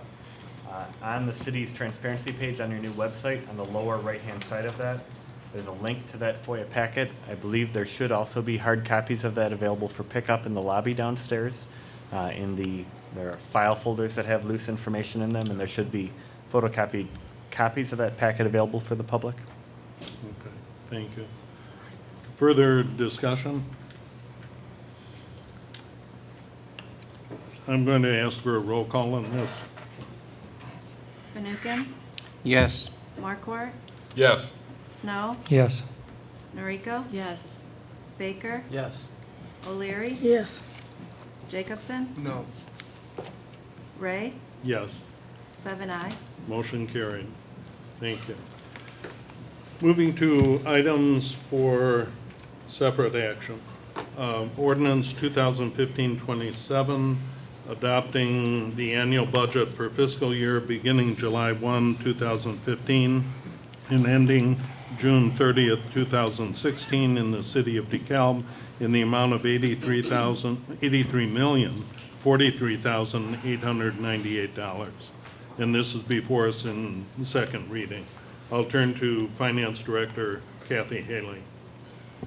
I don't have a lot to add. I just want to make a couple points of clarification. The financial software dollars have been taken out of the fiscal 16 budget. They've been removed.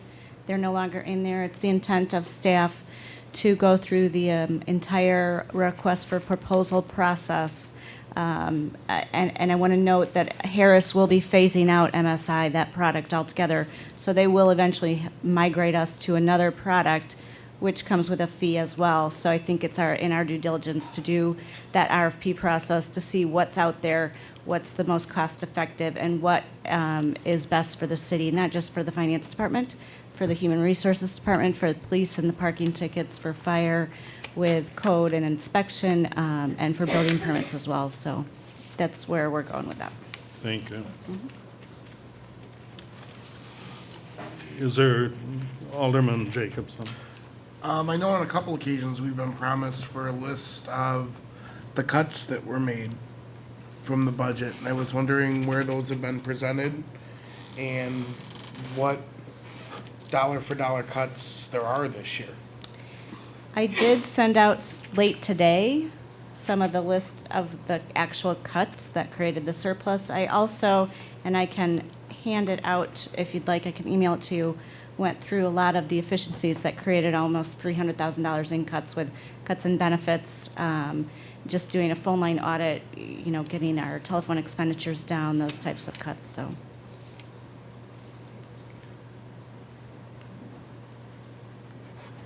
And have those been provided to the Finance Advisory Committee that asked for them as well? I think it was part of all of my agenda items and has been in the past, but I should certainly provide it to them. And again, looking at what was provided today, these aren't a list of cuts, these are a list of new expenditures that were cut back. Where the list of budget cuts we have made, savings. And that's what I read through. I can hand it out. I didn't provide it as a handout, but that goes hand in hand with, you know, the finance department pulling in a lot of the audit work and not paying an auditor hourly wage, you know, an hourly fee to do that work. So we're going to do that in-house. Again, the phone lines, we cut the salaries out of general fund support from the 541 down to the 350. So that was a cut. And I have them in writing. I'd be happy to provide them to you. I think other cut information, Kathy, was delivered in the PowerPoint in our first joint meeting of council and FAC.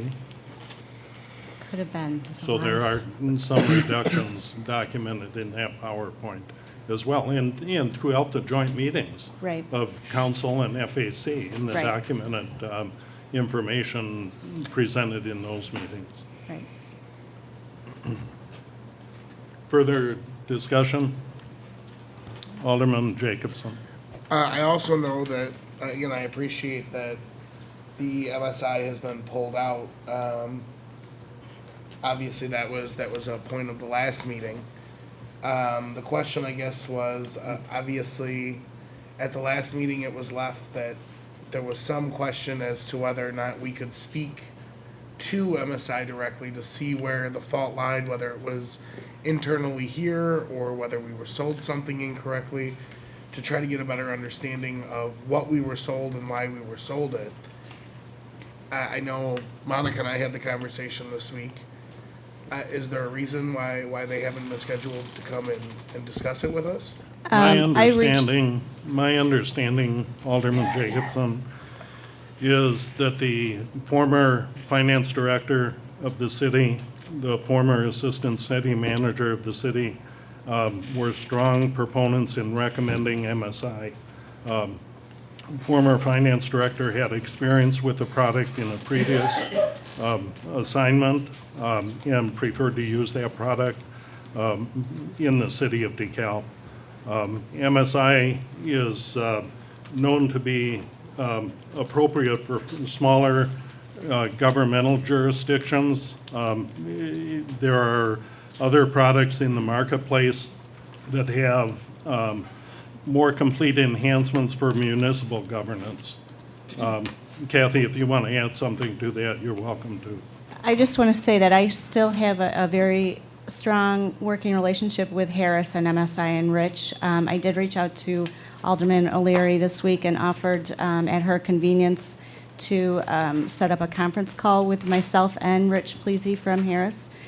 So I would still be happy to do that. If you want to reach out to me, he would be happy to talk to us. But I would agree with Mayor Ray that there was no RFP process done when we purchased this financial software, which to me is unheard of. It's a large purchase that should always go out for several different proposals and reach out to all staff, including, besides the finance department, building, police, human resources, to see what their needs are as well, to get a true enterprise resource product and not just a financial software. So, I mean, we had a true ERP system and we went to a financial software system. Alderman Snow. I was just going to comment. I mean, I don't know whether we should have bought MSI 3 years ago or not. I wasn't on here, but accountants would refer to that as a sunk cost. It's already paid for, and when you're evaluating a new project, what you do is you evaluate the new project, the new product, based upon what enhancements or how it can improve your organization. And that's what I want to see through an RFP. So I have no problem with us going out for an RFP to see what these new products do, and you evaluate that to see what benefits there are to the organization for that new product. Any business owner out there knows that's how you process a new request.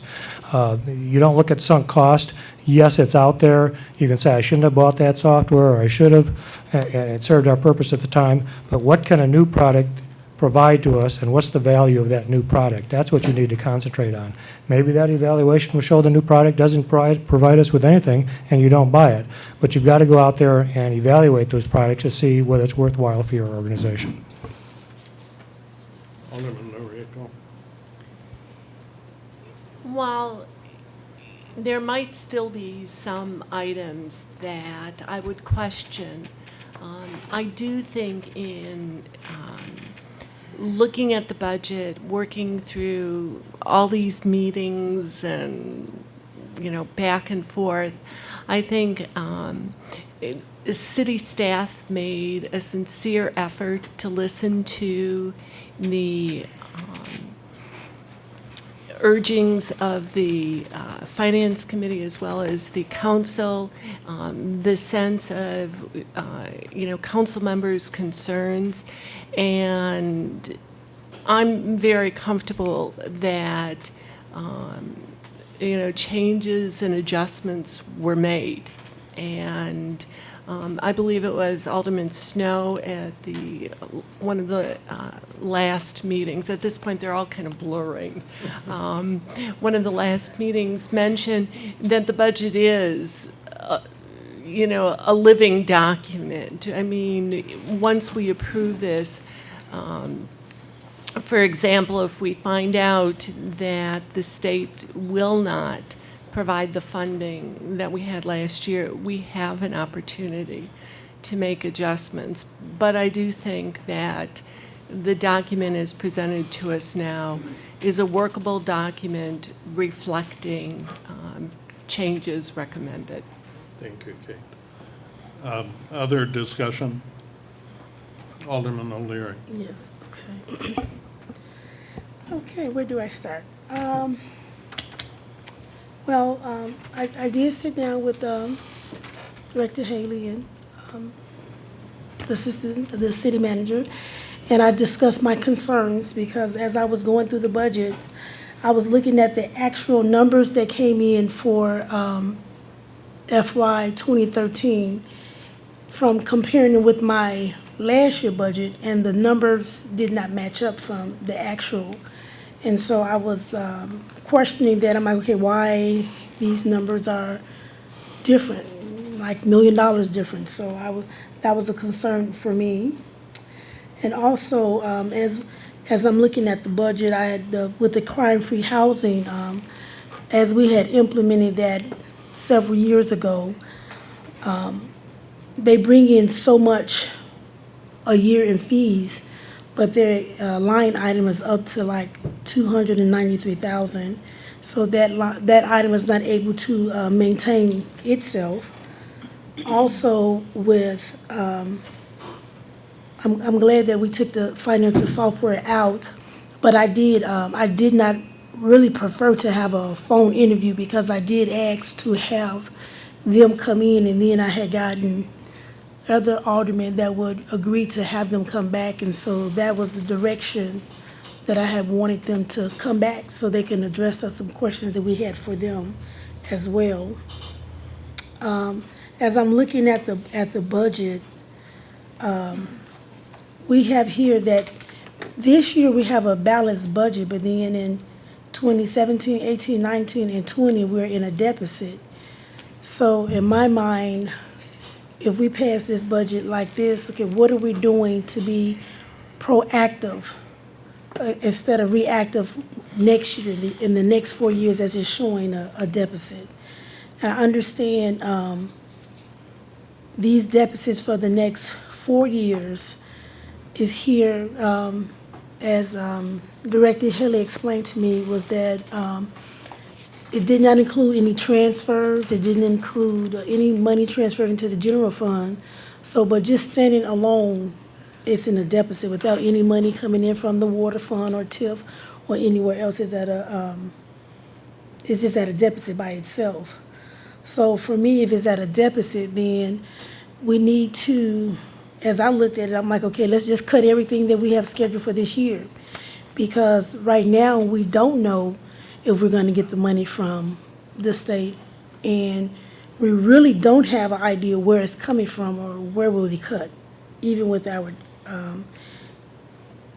we don't have an idea yet. I'm not sure where, that's what I was looking for. When I've been going through the budget, I was looking to find out where can we cut the money if we don't get it. And so I didn't find the $3 million I was looking for, hoping for. I didn't find it, but I do see things here, as for the human director position, human resources director, I would say no for that at this time, until we'll know where we're going to be in the future. Right now, I don't know how we can pass this as presented. We have too many things else going on. I had one more thing. Oh, yeah. I looked and I saw that, and I didn't ask you this question. This line item 8639 is $150,000 that we have set aside for the Founder Elementary School. From TIF. From the TIF. So what are we doing with that? That's to do what with the schools? I didn't ask, I didn't get a chance to talk to anyone about that one. I just looked back and saw that one. Sure, and Jennifer, you want to handle that?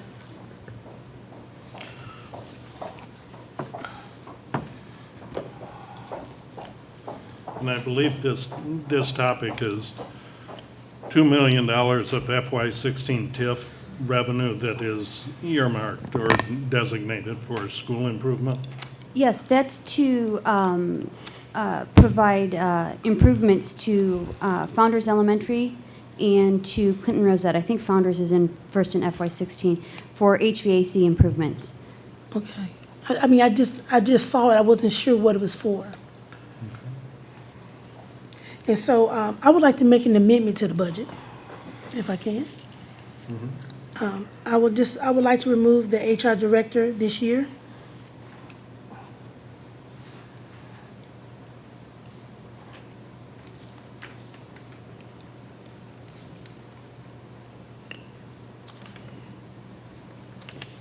Is that the motion? Yes. Okay, is there a second? Hearing none, it dies for lack of a second. All right. Further discussion? Alderman Jacobson. This budget process has probably been my most frustrating up here. Obviously, when I first came on the council, we were still reeling from the effects of losing nearly 30% of our staff. That council had to make significant cuts to our operation to keep the lights on and to keep the building open. They were forced to make decisions that they really didn't have a choice because previous years had led them to that decision.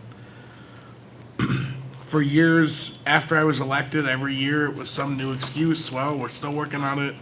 We're still trying to figure out how we're going to figure the plan. Let's get through this year and we'll talk about it next year.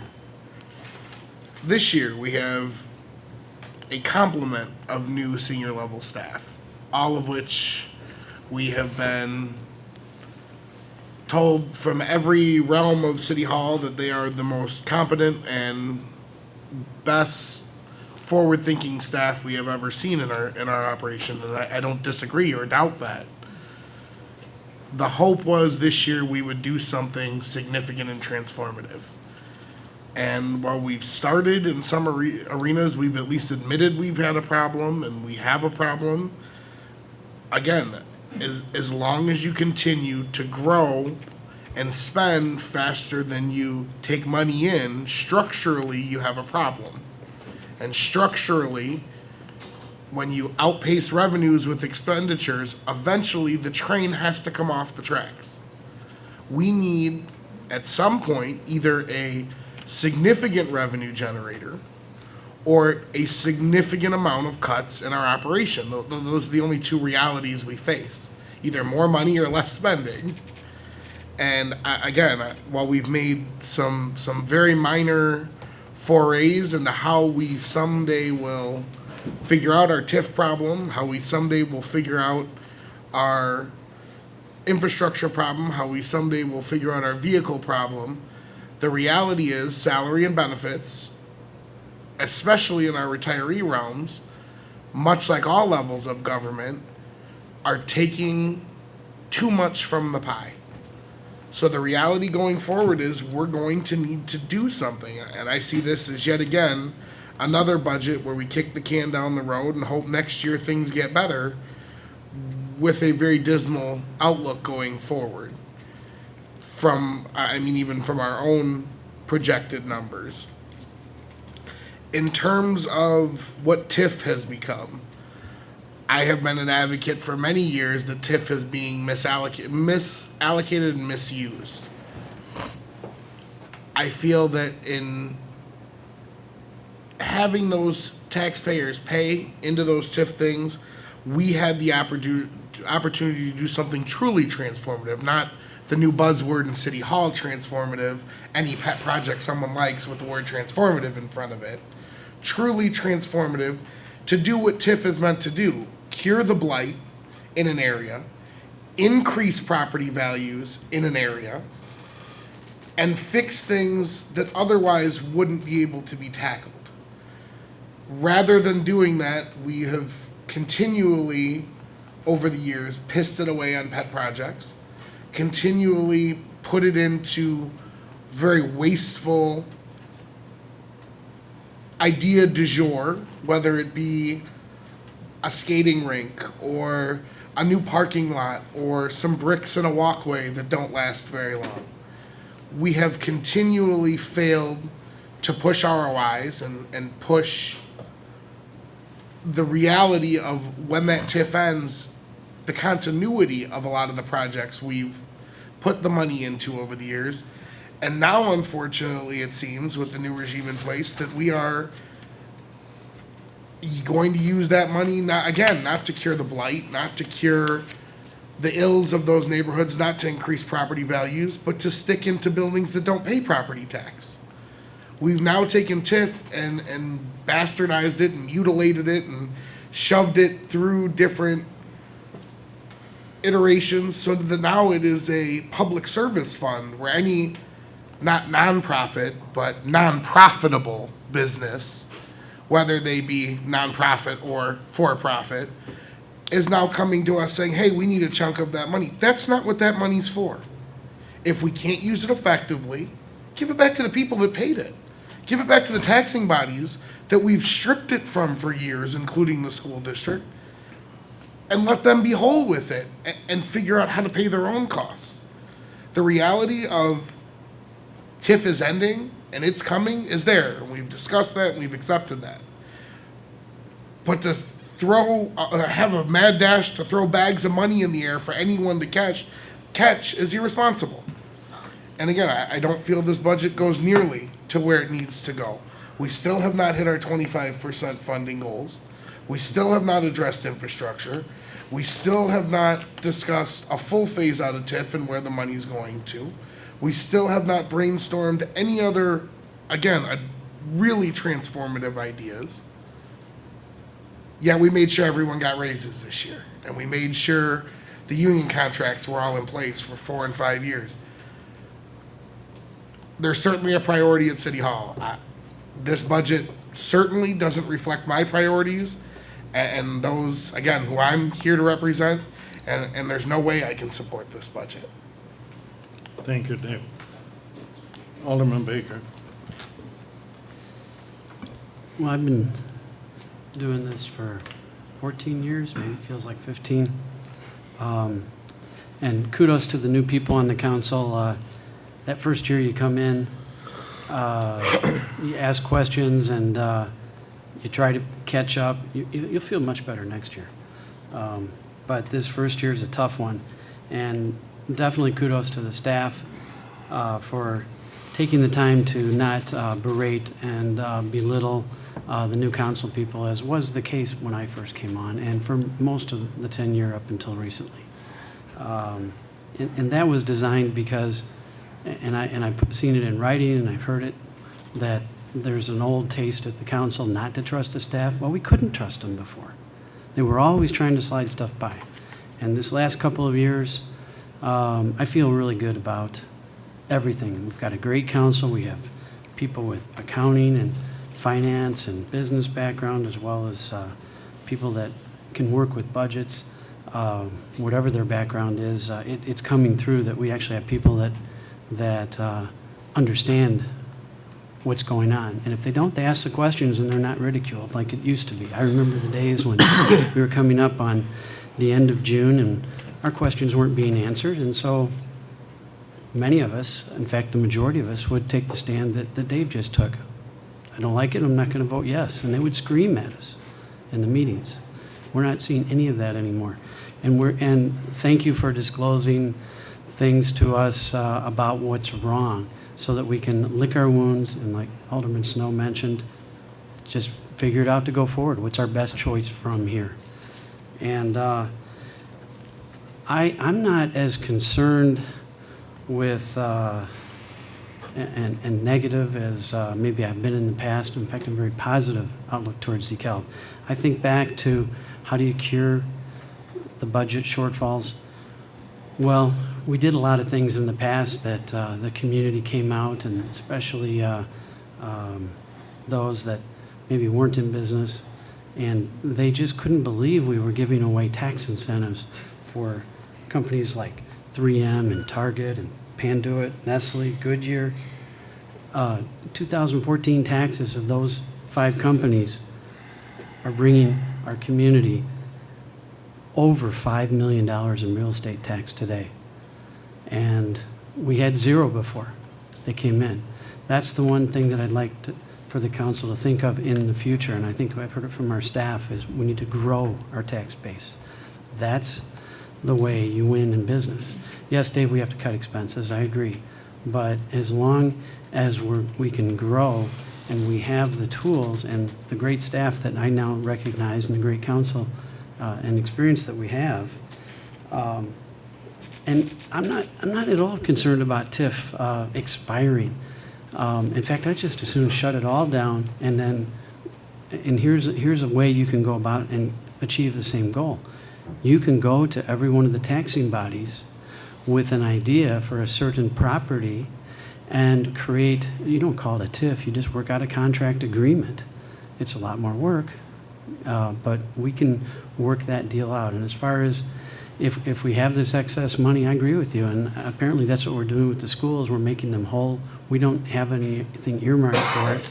Nothing's been brought to the council, so we're letting them have some back. I remember doing that about 12 years ago, 13 years ago.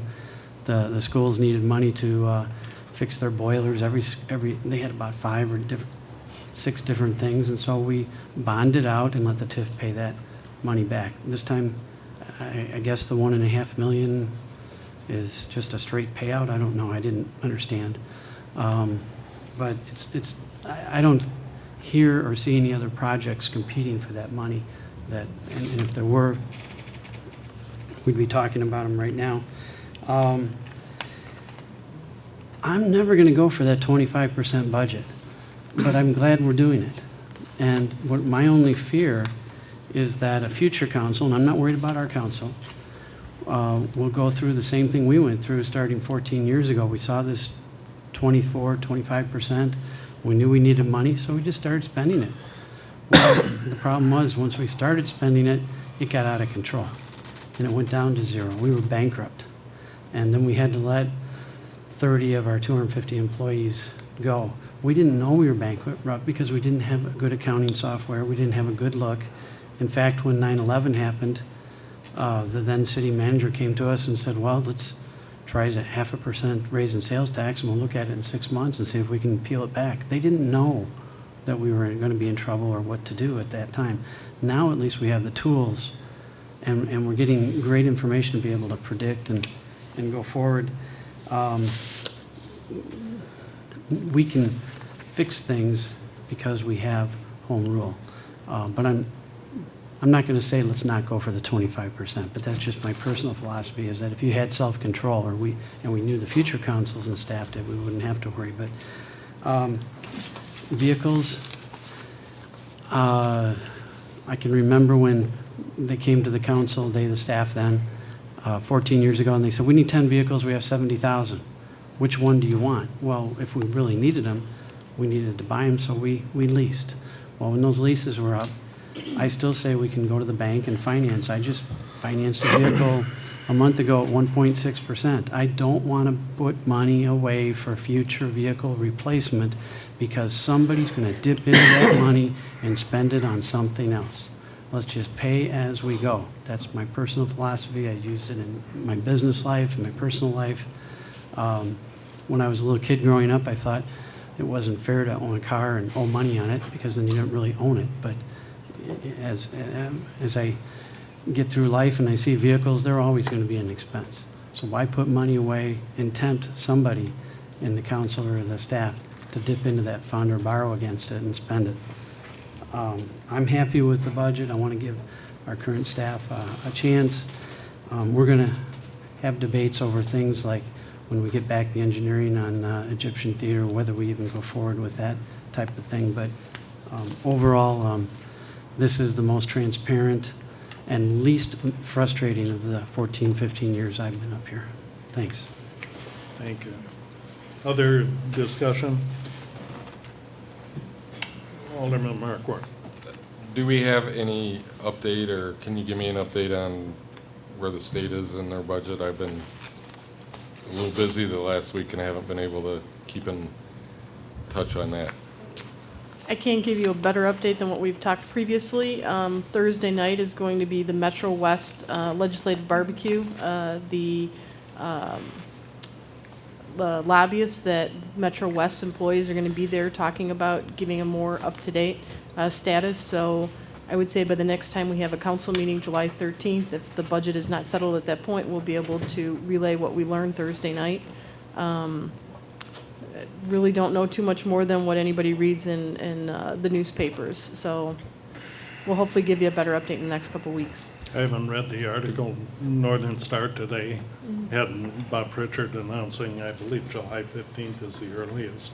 And I haven't read the detail article. But Bob had told us it's going to go into the summer. Do we have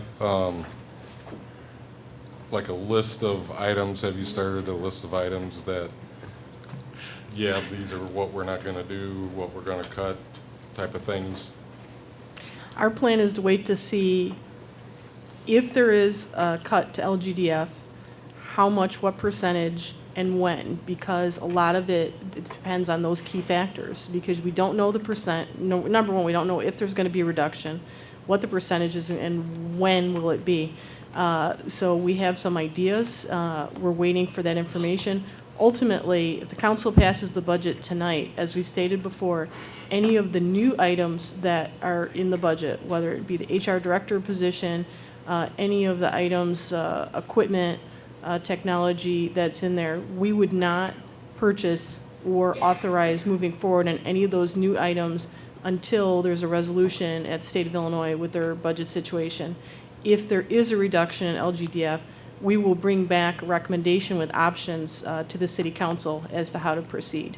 But I can also tell you in my career, I've seen a number of these where they've talked about a reduction, and either sometimes there's not a reduction or it's not as great as what was initially indicated. But we will be prepared to bring back reductions to the council and provide you options. Thank you, Anne Marie. Other discussion? I'll call the question then and ask for a roll call.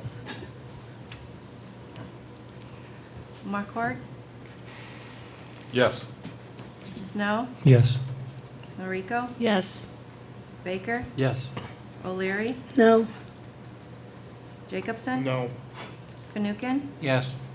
Ray, Yes. 6 aye. Motion carried. Thank you. Resolution 2015-70. Thank you, Kathy. Authorizing an agreement with Preservation of the Egyptian Theater for the purpose of financing facility improvements to the Egyptian Theater with tax increment financing funds not to exceed $330,000, beginning July 1, 2015 through June 30th, 2016. I'll turn to Jennifer Diedrich. Thank you, Mayor. Tonight before you is the Egyptian Theater, or PET, Preservation of the Egyptian Theater, their annual funding agreement for TIF assistance. The city has assisted the preservation of the Egyptian Theater financially to ensure the continued viability of the theater for over 25 years, recognizing the inherent value of the facility to the downtown, as well as its operation as a non-for-profit volunteer basis. Listed on the National Registry of Historic Places, the theater brings national prominence to DeKalb. The FY16 budget allocates $330,000 in TIF funding towards 3 primary projects associated with the Egyptian Theater.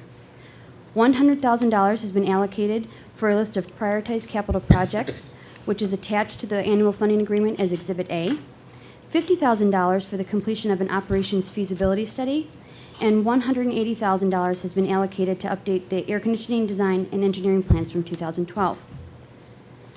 I'm going to share a little bit of information about each of these items with you. The capital improvements. Like I said, the city has assisted the preservation of the Egyptian Theater with building improvements since 1989 in an effort to maintain the major renovation project that occurred in 1983 and to continue to improve and maintain the property. $100,000 has been allocated towards a list of prioritized capital projects, like I said, a copy of which is attached to Exhibit A to the annual funding agreement. It's important to note that this is the only item that of the 3 that are proposed in the FY16 TIF budget that PET has requested funding for. The 2 remaining items were staff-initiated to provide the city with more accurate and more complete information upon which to base future decisions regarding the theater, and to address the criticism that past decisions have been based upon incomplete or anecdotal data. Item number 2 is the feasibility study. It's become very evident that the current operations model of the theater is not practical, nor is it sustainable. While the city has provided funding support periodically over the years, this approach has never addressed the specific issue of the stability of the theater's operations. The feasibility study would include, but not be limited to, 4 main objectives. Determine the most prosperous operations model, determine the revenue potential and the actual financial impact that the theater operations have on surrounding businesses, provide a plan for implementation, and to provide a plan for implementation, I apologize. As the study is proposed to be funded by the city, it is recommended that the city conduct the request for proposal for the party to complete the study and also have the city supervise the completion of the study. Item number 3 is to update the air conditioning design and engineering plans from 2012. This staff recommended project is based on recommendations from both the 2007 Downtown Revitalization Plan and the 2013 City Center Plan to utilize TIF funding to fund building upgrades to the Egyptian Theater, including air conditioning. It's important to note that these funds have not yet been allocated in the FY16 budget to install air conditioning in the theater. Rather, staff is suggesting that the engineering design drawings be updated to recognize potential system efficiencies since its initial design, to confirm that they meet current code requirements, and to publicly bid the project to determine a more accurate cost at today's value. Completing this updated estimate in conjunction with the operations study would permit the city to have a greater understanding of the financial implications of further investment of the theater in downtown. I think that's where I'll leave it for right now. I'm happy to address any questions that you might have about the FY16 TIF agreement. Alex Nerad is also here to address questions that you may have. Alderman Noriko. I have a question about the amount allocated for the studies. How did you determine 50,000 and 180,000? 50,000 was a placemaker that we had added into the TIF phase-out budget in comparison to past feasibility studies of the same kind of nature that the city has done previously. Mm-hmm. The $180,000 for the updating the design and engineering documents, that was a request that was made directly to the engineers that created and prepared the last set of documents, and they gave us an updated estimate on what they thought it might cost to update those drawings. Okay.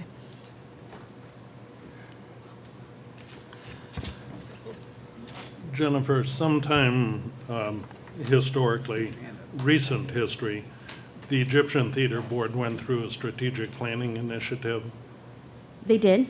and that has been shared with city staff, correct? I believe so, yes. Oh, yes, I do have it, yes. Okay. Did that cover both capital and operational, the operational model for the theater? No, it didn't go into that kind of detail. It was more about some suggestions and ideas in operating the theater as a non-for-profit basis. Okay. I'd be happy to let Alex And come up and maybe he can Alex, you share a may little be bit more, able to shed light more on input that. on that. It's been a while since I reviewed it, I have to admit. I guess where I'm coming from is wanting to assure that we're not duplicating effort in this expenditure versus what was done previously. Yeah, the strategic plan that we self-funded a couple years ago was really a 3-year outlook in terms of what our current resources were and what our objectives and goals were. Some of those were to start evaluating some of these bigger picture long-term items.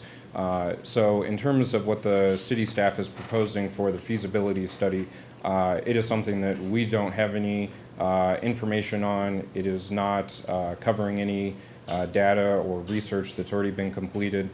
So we are certainly excited to be able to see what the results of that are. Thank you. Alderman Jacobson. I'll let Kiko. Oh, thank you. Alderman Noriko.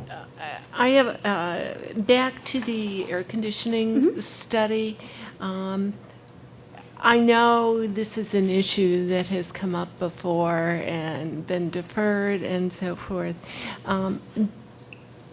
Do we have some degree of confidence that if this study is done this time, to update those air conditioning installation figures and the scope of the project and so forth, that the city will be able to make a decision in conjunction with the Egyptian, and yay or nay, and we won't have to, you know, every several years go back to this. In other words, is this really a substantive, yes, a transformative project, substantive, so that, because I've only heard the history, but those who have lived through it, you know, it's like death taxes in Egyptian studies, you know. Okay, so I'm going to let Alex speak as well, but I think it's important to note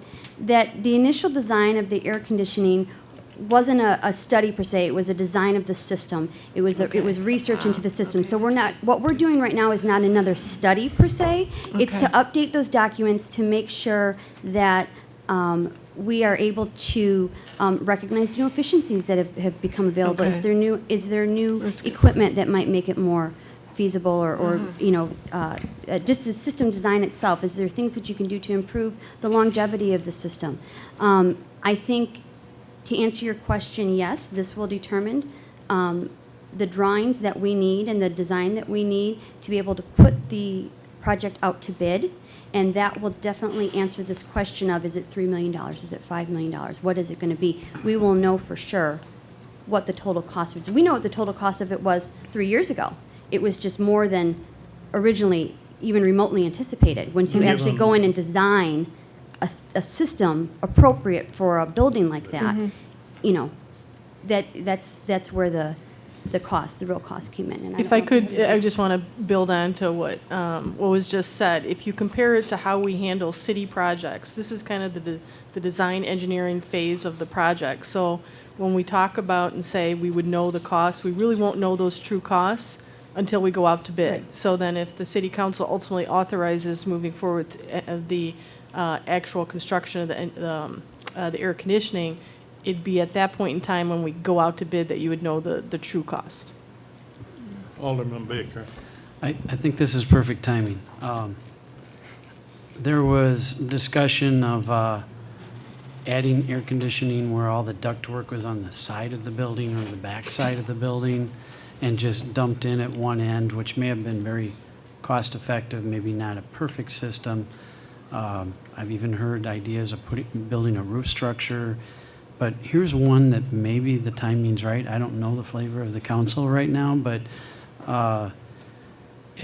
it was always shot down and never really got any ground to take that land behind the Egyptian, which from the moment that I agreed to purchase that, it used to be a real estate office, never believed that it should be a Starbucks. Of course, there'd be no parking, but you know, there was an idea that there was nice pictures. Everybody bought into it years ago.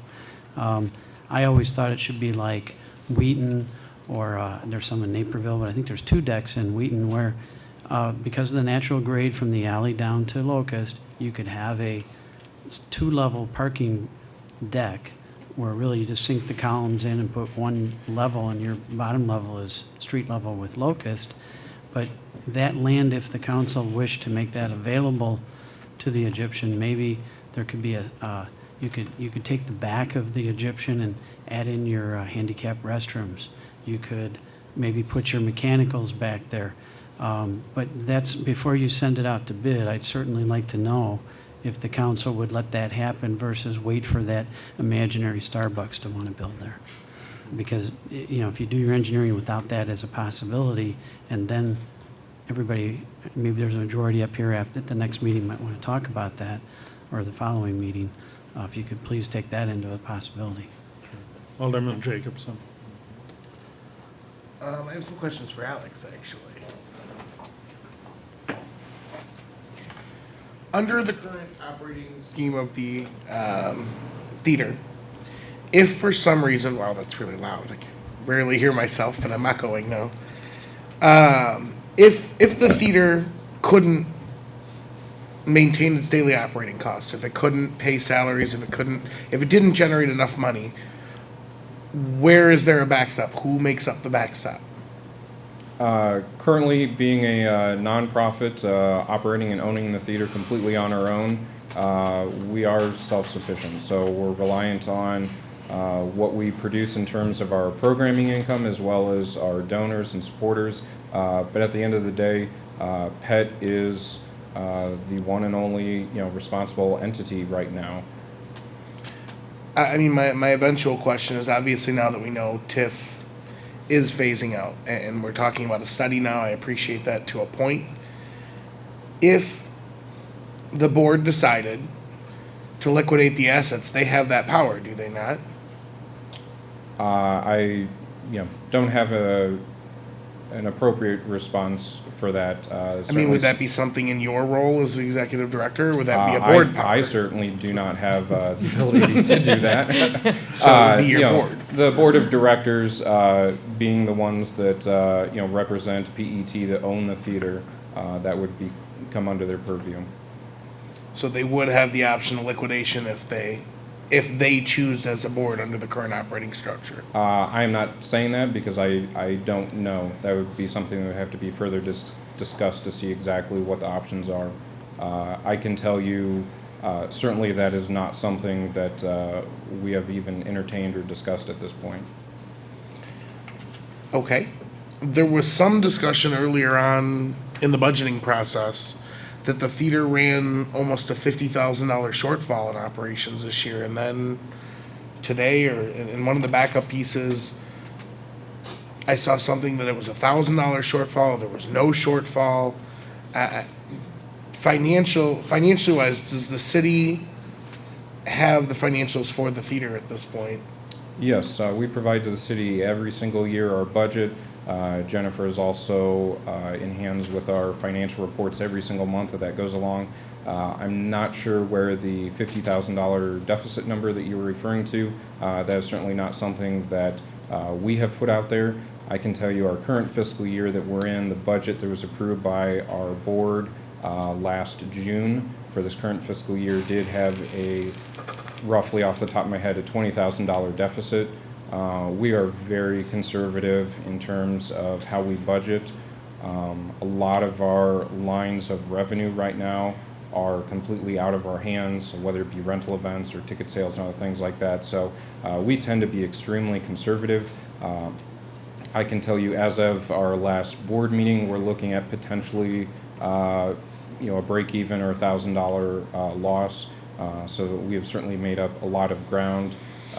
And we don't have huge cash reserves, so any of those deficits are covered by the minimum cash reserves that we carry over from year to year.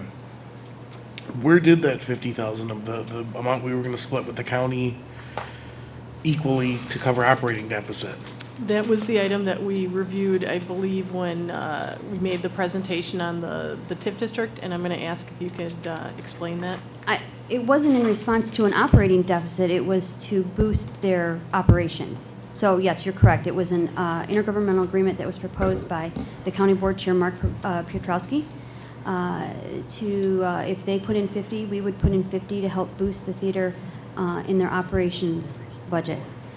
And that's not, That that's is not not even part being of this, discussed no. at this No, point. that is not part of the TIF agreement. That was kept out separately on purpose because we didn't want to confuse TIF for operations. TIF, operations needs to come out of general fund. We can't use TIF monies to fund operations. So that would be a separate intergovernmental agreement with the county and the city and the Egyptian Theater as I mean, far is as that still on funding. the table? Was that part of That was today's part of the budget? FY16 budget, yes. It's not part of this agreement that we're discussing right now, but it is part of the FY16 budget.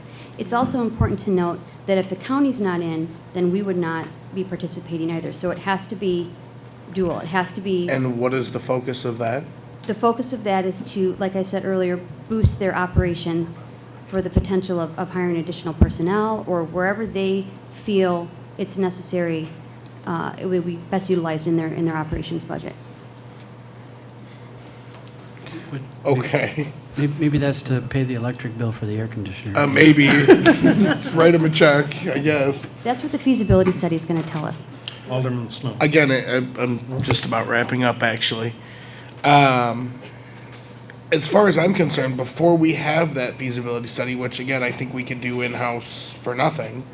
I mean, the reality is we have their financials. They need money for operations. They need money for building. They need money for everything, apparently.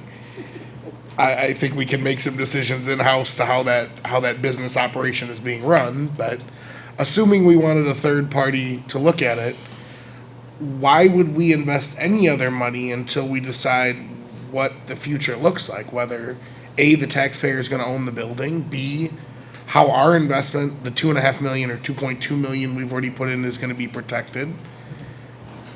See how their future looks in terms of how they're going to either continue to barely break even or worse? I mean, there's a lot of questions in there that study has to answer. And whether we do that study or whether a third party does that study, and again, I would say it's a rather easy business feasibility study, and we have plenty of talent in-house that can do that. I'd like to ask City Manager Gora to address that. We had a conversation on this earlier.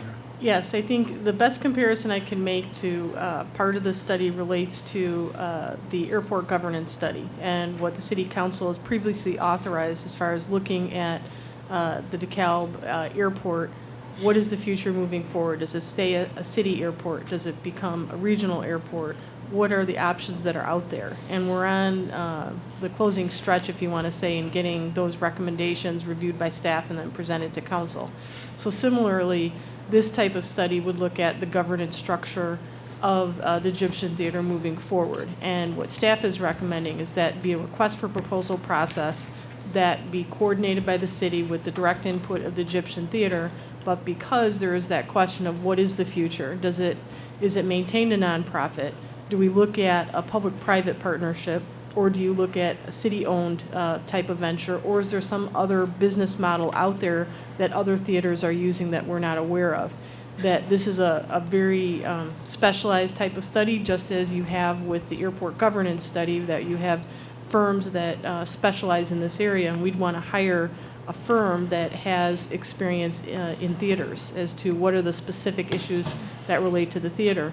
The other part, it would be looking at what are the business models or what are the governance models, and then what are some of the associated operating models of how do we deal with what's the future of the theater? How do you want it to be? Do you want it to exist to continue under the current model where it is providing some private type of events, but a lot of public support, as Alex had talked about? So is that the type of model moving forward? Do you want to, some examples I used with the mayor this afternoon, do you want to go with the model of the Paramount Theater in Aurora? Do you want to go with the model of the Arcada Theater in St. Charles? And there's probably at least 8 different, I think, theaters that Alex has used as a reference. So that's what the study, at least from our vision, and we would end up bringing the request for proposal to you for review and ultimately approval, looking at what is the structure moving forward from nonprofit to public-private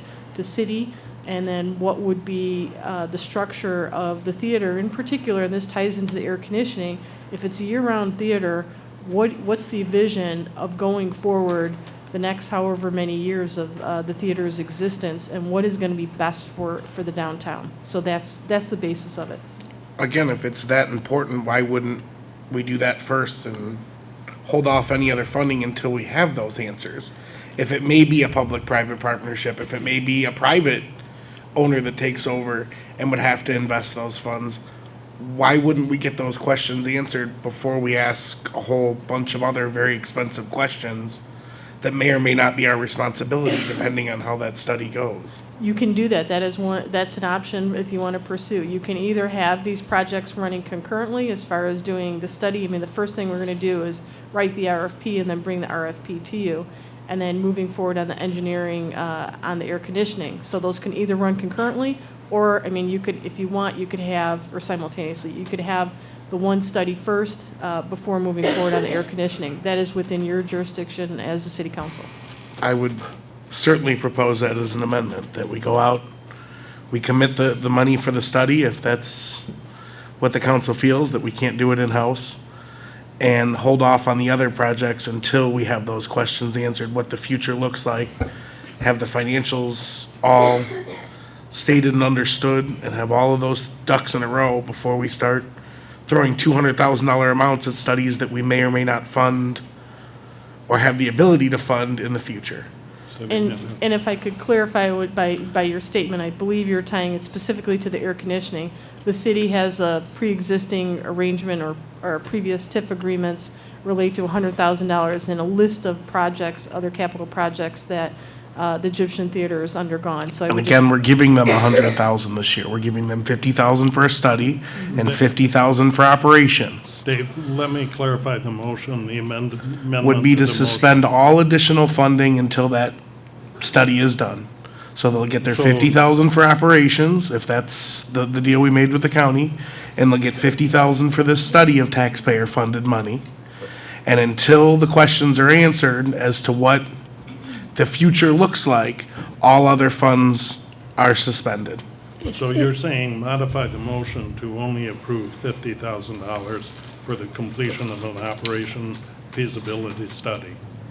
Is that correct?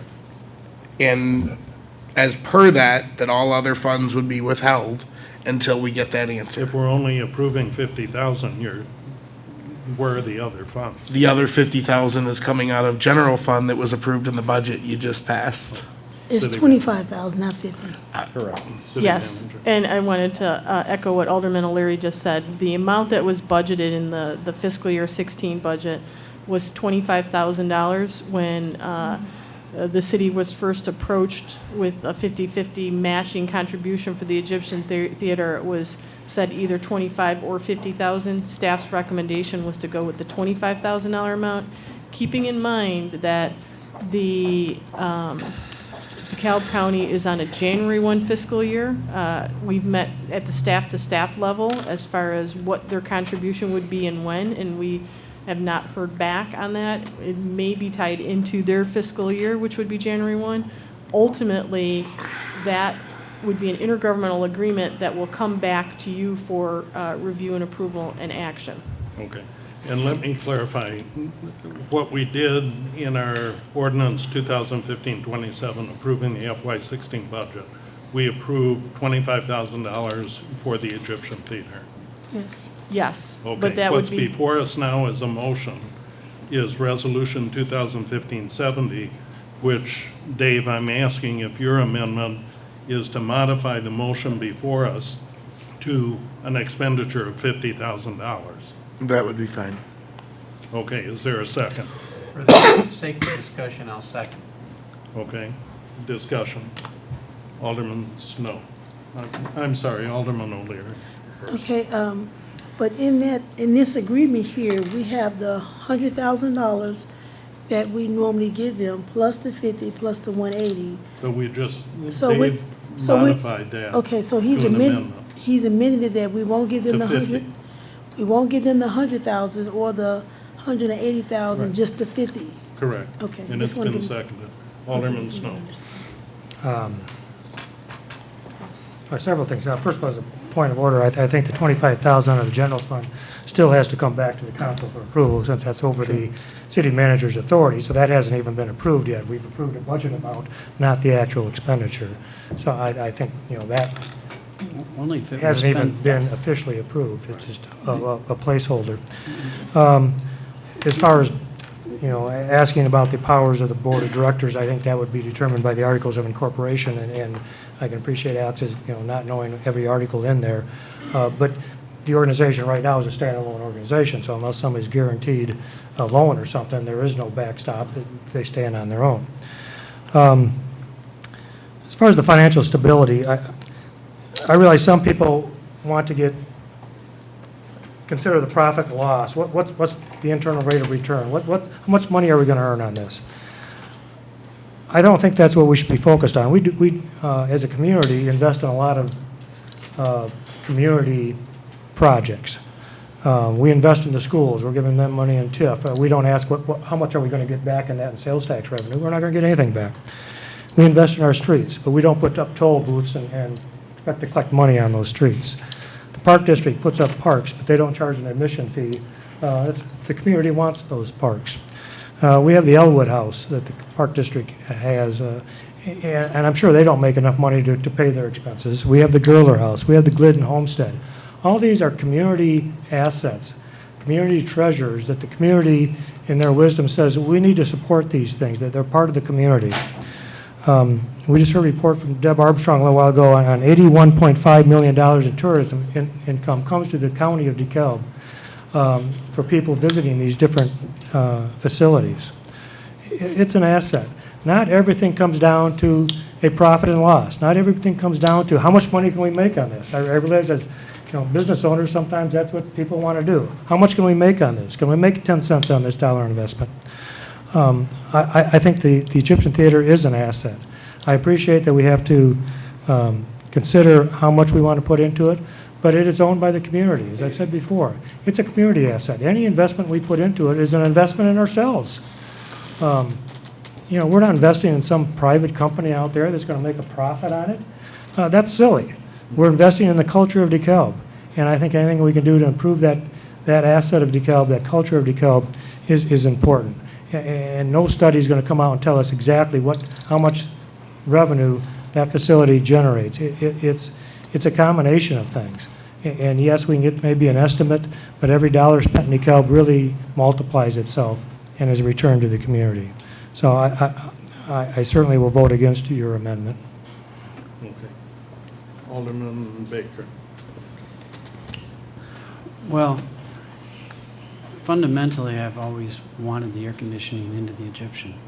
And I have gone to events there since I came to town. And I do remember the Egyptian before it was restored.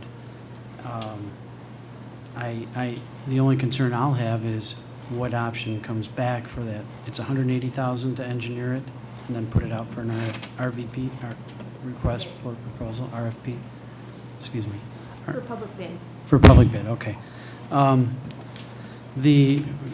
correction I want to make, or clarification, the $25,000 for operations that is in the budget, we're not going to give him that unless it's matched by the county. Is that correct? That is correct. That'd be via an intergovernmental agreement that would come to you.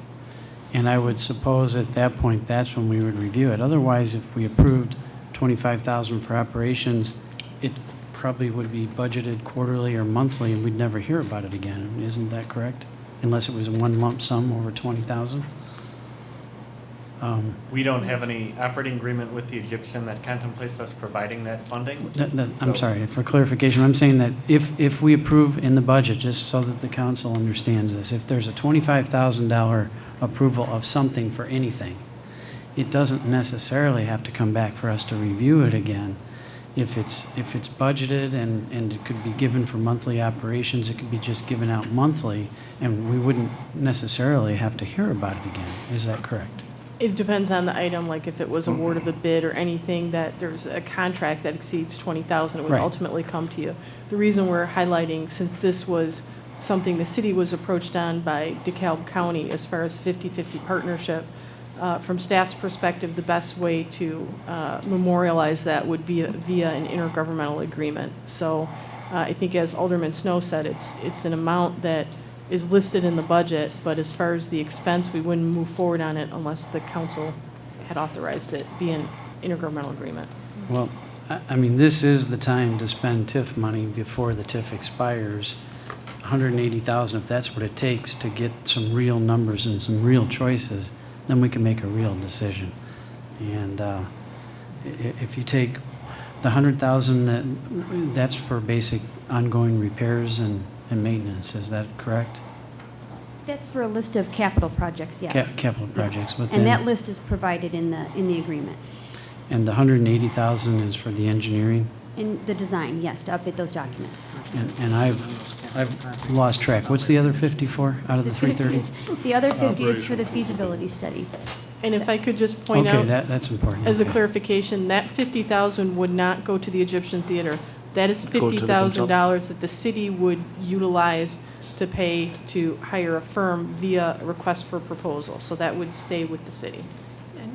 Well, I'm going to have to say that I still support the 330,000. It's still less than 33,000 City of DeKalb money out of the pie, and this is the way to leverage. Alderman Jacobson. I think Alderman Snow is a bit confused. Being an attorney, I'd assume you understand possession and ownership. The community doesn't own the theater. The board does.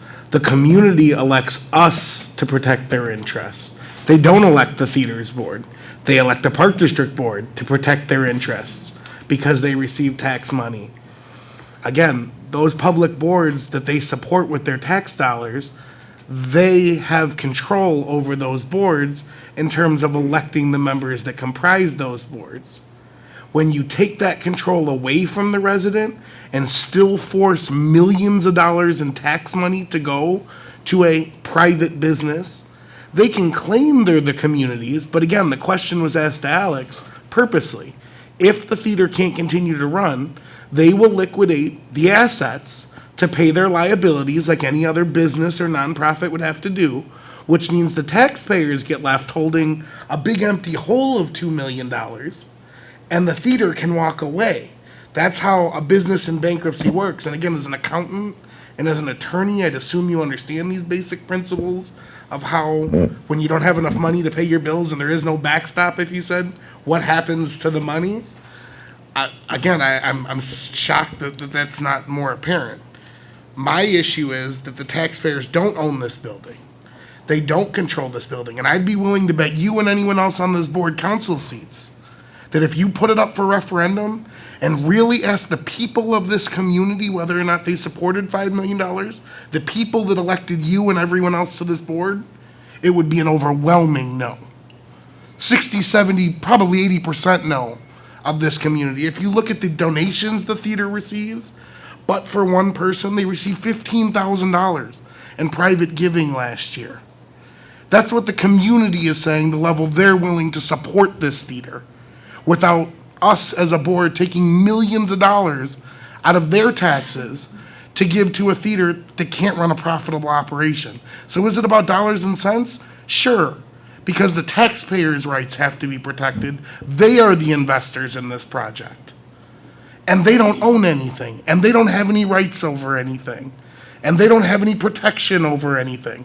And that was this council's poor direction and poor decision-making since the 70s that it seems apparent you'd like to continue now that has put us in this situation. And I'm saying let's fix the problem. Let's go out, let's get the information we need, fix the problem, and decide then whether it be through referendum or however we'd like, however the study agrees, and again, it's likely going to have to be a Park District facility. But whatever the case may be, we represent the taxpayer. We don't represent this great, wonderful feeling of how it used to be 40 years ago. We represent the taxpayer that's paying the bill, not the more than half of out-of-town customers coming to pay $7 on average a show. Thank you, Dick. Alderman Noriko. While the community does not technically own the Egyptian, I do think that the Egyptian has been fulfilling a mission to serve the community through making the space available for free or low-cost events. It would be interesting to take a look and see all those events that the Egyptian charged 40% or, of the going rate or didn't charge anything. If those groups had paid the full cost, the extent to which that would impact the Egyptians' quote-unquote bottom line. I am not suggesting that the Egyptian change its procedure, but it would give us a perspective on how the Egyptian really, at least at this point, I don't think can be viewed as strictly a for-profit operation because its services are significantly broader than that. Alderman Baker. Boy, am I having fun up here. I mean, this is the kind of lively debate that affects positive change. It is a quality of life issue to me. It is not nor should it be run solely as a business. There should be support from the community and from the arts, and there's probably grants that may be more available if. Okay, Dave, you're shaking your head. No, come on. I got an open mind. Again, we have their budget in Let me front of us. finish, Dave. I got the floor here. Sorry. You didn't. You didn't let Alderman Snow jump in. Now, this reminds me so much of Elwood House, when they needed some money, and then the question came up, well, who should own it? Who should be running it? And I think ultimately the Park District ended up taking over. And I heard you mention Park District. Well, that may be where it's headed, but let's get this snowball rolling. The Park District ought to be a city department. We ought to bring it back into the city. There's so much duplication between the city and the Park District. So this is going to be fun to see where this finally ends up. This Pandora's box with the air conditioning, we may end up bringing the Park District back within the city where it belongs. Alderman Markwart. Well, first off, I'd like to publicly apologize to my mother for not going to engineering school. Obviously, I would be a little more well off in many ways. So, at least in the public sector. Anyway, just to get in my brain a little bit here, the $100,000 for capital projects, is that something? I mean, that's something that has been ongoing through the years. Is that something that we have agreed to for this year, or is it something that we agreed to year by year? That's something we agree to year by year. It's an annual TIF agreement. with So the that Egyptian- part's an Yes. annual TIF agreement? Yes. Okay. It's only been about 10 years, though, hasn't it? Actually, we've been doing it for quite a bit longer than that, since 1989. Oh, okay. I don't remember it that far Okay. back, though. So that part's, Oh, wow. that part's there. And now I forgot. Well, I would, All right. go. Alderman Fanouken? So if I may, Alex, you have a Exhibit A here that lists your projects that you want to have for capital expenditures. And in the backup, it references that that's what this $100,000 would cover. Now, I'd like some clarification because the first item listed is install air conditioning. Now, if you can do that for $100,000, that would be great. But I'd really like to know, for this $100,000 that you would like to get this year, what off this list are you planning on doing? What are your, at least your intent? Both our intent and agreement with the city from previous years is that we move down that prioritized project list that has been vetted and approved by our board. While air conditioning is at the top, has remained one of our priorities for many years. And since 2012, we have continued to try and search out grants and other funding opportunities. The reality is the price tag of that, we haven't been able to move forward. So while that remains at the top of our priority list, the reality is the $100,000 that we're requesting would go to moving down that prioritized list as you see it. Okay, so, just for the sake of argument here, you're looking at trying to do maybe the top 4 or 5 projects and take it as far as the cost would go. We are usually pretty fortunate if we can hit 2 to 4 at the top of the list. Yeah. Just to give you some perspective, when we replaced the roof over the auditorium, we actually have 5 roofs on the theater.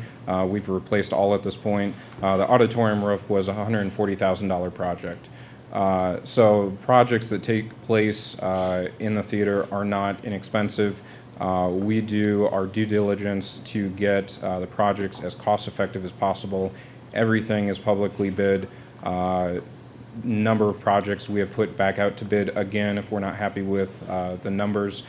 We try and truly be good servants of these dollars from the community and stretch these as far as we can and take appropriate time to really evaluate these projects and make sure that the dollars are being spent are going to projects that are truly priorities for the theater. Okay, thanks, Elvis. We have before us a motion to amend Resolution 2015-70 to authorize not to exceed $50,000. That's been moved and seconded, and are you ready for the question? Roll call. Snow? No. Mariko? No. Baker? No. O'Leary? Yes. Jacobson? Yes. Fanouken? No. Markwart? No. 2 ayes. Do I vote? Do I vote? Oh, I'm sorry. Back in the old days, you No. didn't get to vote. I don't know why the mayor votes now. Two ayes. Motion defeated. We're back to the original motion before us then to fund $330,000 as previously read, Resolution 2015-70. Ken? Alderman Fanouken. I'd like to make an amendment to that, we authorize all $330,000, but the engineering study is not to incur until the completion of the feasibility study. Okay. So Alderman Fanouken's proposing a motion to amend approving $330,000, but the $180,000 air conditioning design and engineering not to occur until the completion of the feasibility study. Is there a second? I'll second. It's been seconded. Discussion? Alderman Baker. I don't want to assume here, but I'm going to ask. You want to actually take a look at that feasibility study and then have the council then be involved in tailoring the RFP, or do they just send out the RFP without talking to us again after the first study's done? I'm trying to get your intentions Well, clear. I guess my intent would be that at the time the feasibility study is done, that we would review before proceeding, yes. I'd like the review because I certainly want my question of the flavor of the council currently to see if we're going to allow that extra space behind the Egyptian to possibly be incorporated into this project, either for parking or for an auxiliary addition or something like that. It might make the air conditioning very inexpensive, as well as give them the handicap restrooms and other things that over the years we've heard they might need. Well, I definitely agree with the ADA accessible restrooms. I think that's important to be done at some point in time. Like I said, my intent, and maybe if I did not make the motion clear enough, Dean, please help me out, was for us to be able to review the results of feasibility study before the expenditure of the $180,000 proceeded on the engineering study. I think that was clear from the motion. Thank you. Okay. I was the only one that didn't know for So sure. we have an amendment before us. Alderman Snow. Do we have any idea of what the timeline is on how long a feasibility study would take as far as governance? And what's the timeline for a engineering study? I mean, it seems to me that they should run concurrently, but, you know, if one can be done quickly, I don't know how quickly that could be done, so. I can tell you what our goal would be. I think if the council authorizes the agreement, we will move fast forward on drafting the RFP and getting it back to you as quickly as possible. As far as the RFP, drafting the RFP, bringing it to you, sending it out to companies, authorizing a contract that comes before you, and then getting the study back, I would say at a minimum is probably a 6-month turnaround. So you're probably looking at after the first of the year, the calendar year, so January 2016. I think I would prefer them both moving along at the same time. I'm not sure one is dependent on the other, but. How about the operation feasibility study timeline? That's all wrapped in together. The RFP, what we talked about, really kind of looks at two aspects, is the governance model, as well as then what are some of the operational methods moving forward.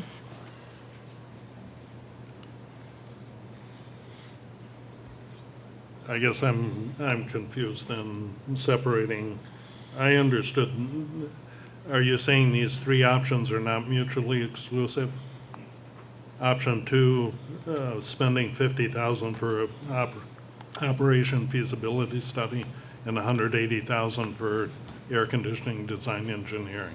Yes, I think it's ultimately the direction of the council, whether you would want all three to move forward at the same time, or whether, as Alderman Fanouken has said, is that you would want the study, the RFP regarding the study to go first prior to the engineering on the air conditioning. I misunderstood. I thought you were saying the RFP for the air conditioning. No. I apologize. No. Okay. All right, we have an amendment before us, and my understanding is the amendment is to approve the 330,000, but to review the operation feasibility study before expending the 180,000, correct? Correct. Okay. Roll call. Snow, No. Noriko, Yes. Baker, Yes. O'Leary, No. Jacobson, Yes. Fanouken, Yes. Markwart, Yes. Ray, Yes. 6 aye. Okay, motion, the amendment to the motion carried. I'm then back to the original motion, Resolution 2015-70, as amended.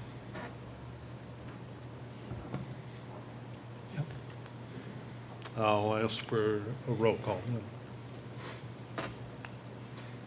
And Julie, this is on the original motion, as amended. Alderman Ray. This is just a procedural question. So we're voting now on what was proposed as the change, correct? Correct. Okay. The change has motion, already been approved to the resolution, so this would be final approval. this is the Okay, resolution. okay. But, Okay. Alderman well, Baker. for clarification, the last vote just says that we're not spending the 180 until the council gets another shot at it, which is what The Dave last Jacobson motion was wanted to all along. change And resolution. so Dave got his way. But But now this vote is to approve the whole amount so that it's in the budget. Correct. Okay? Does everybody agree that I got it figured out? Yeah. Okay, Okay. so we're voting on the resolution as amended. Okay. Roll call. Baker, Yes. O'Leary, No. Jacobson, Nope. Come on, Dave. Fanouken, Yes. Markwart, Yes. Snow, Yes. Noriko, Yes. Ray, Yes, 6 aye. thank you. Motion carried. Can Move. Alderman Markwart. I forgot one question earlier. Can I ask one question? Sure. Point of order, is it normal that you vote before you have any public input? People have registered for public input. Even asked the crowd, and after I've been listening to you here, I got some public input On which item? This item? On this item, from this item. As a taxpayer, there's a lot of misinformation by different people up here. Mr. Anderson, you had the, Misinformation about what this man said about the caretaking of the building. you had the opportunity to make a public comment, register for public comment at the outset. I just hadn't turned it in. I figured it'd be all these people sitting here, there'd be a bunch of people talking about this misnomer No, that's going on. no one else is registered. Nobody else is registered? I'd encourage you to document it in writing and offer it to the city clerk for the record. Thank you. What I've got to Um, say? Yes, document it in writing to the clerk. Thank you. Where am I? Well, could I jump in for a quick one? I think I'm at G3, that's what I'm.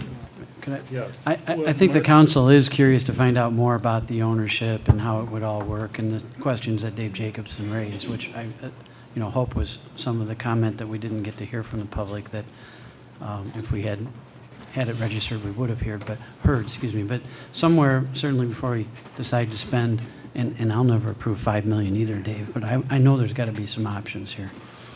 We'd like to know more about how the board works and the ownership and what the options might be for the Anne-Marie, future. correct me if I'm wrong, isn't that what's coming out of the operation feasibility study? Well, The we still model? need to explain who owns the building and how their Yeah, organization but that's works. the model. Yes, but I think what I hear Alderman Baker saying is, can we provide further information to explain the current Current.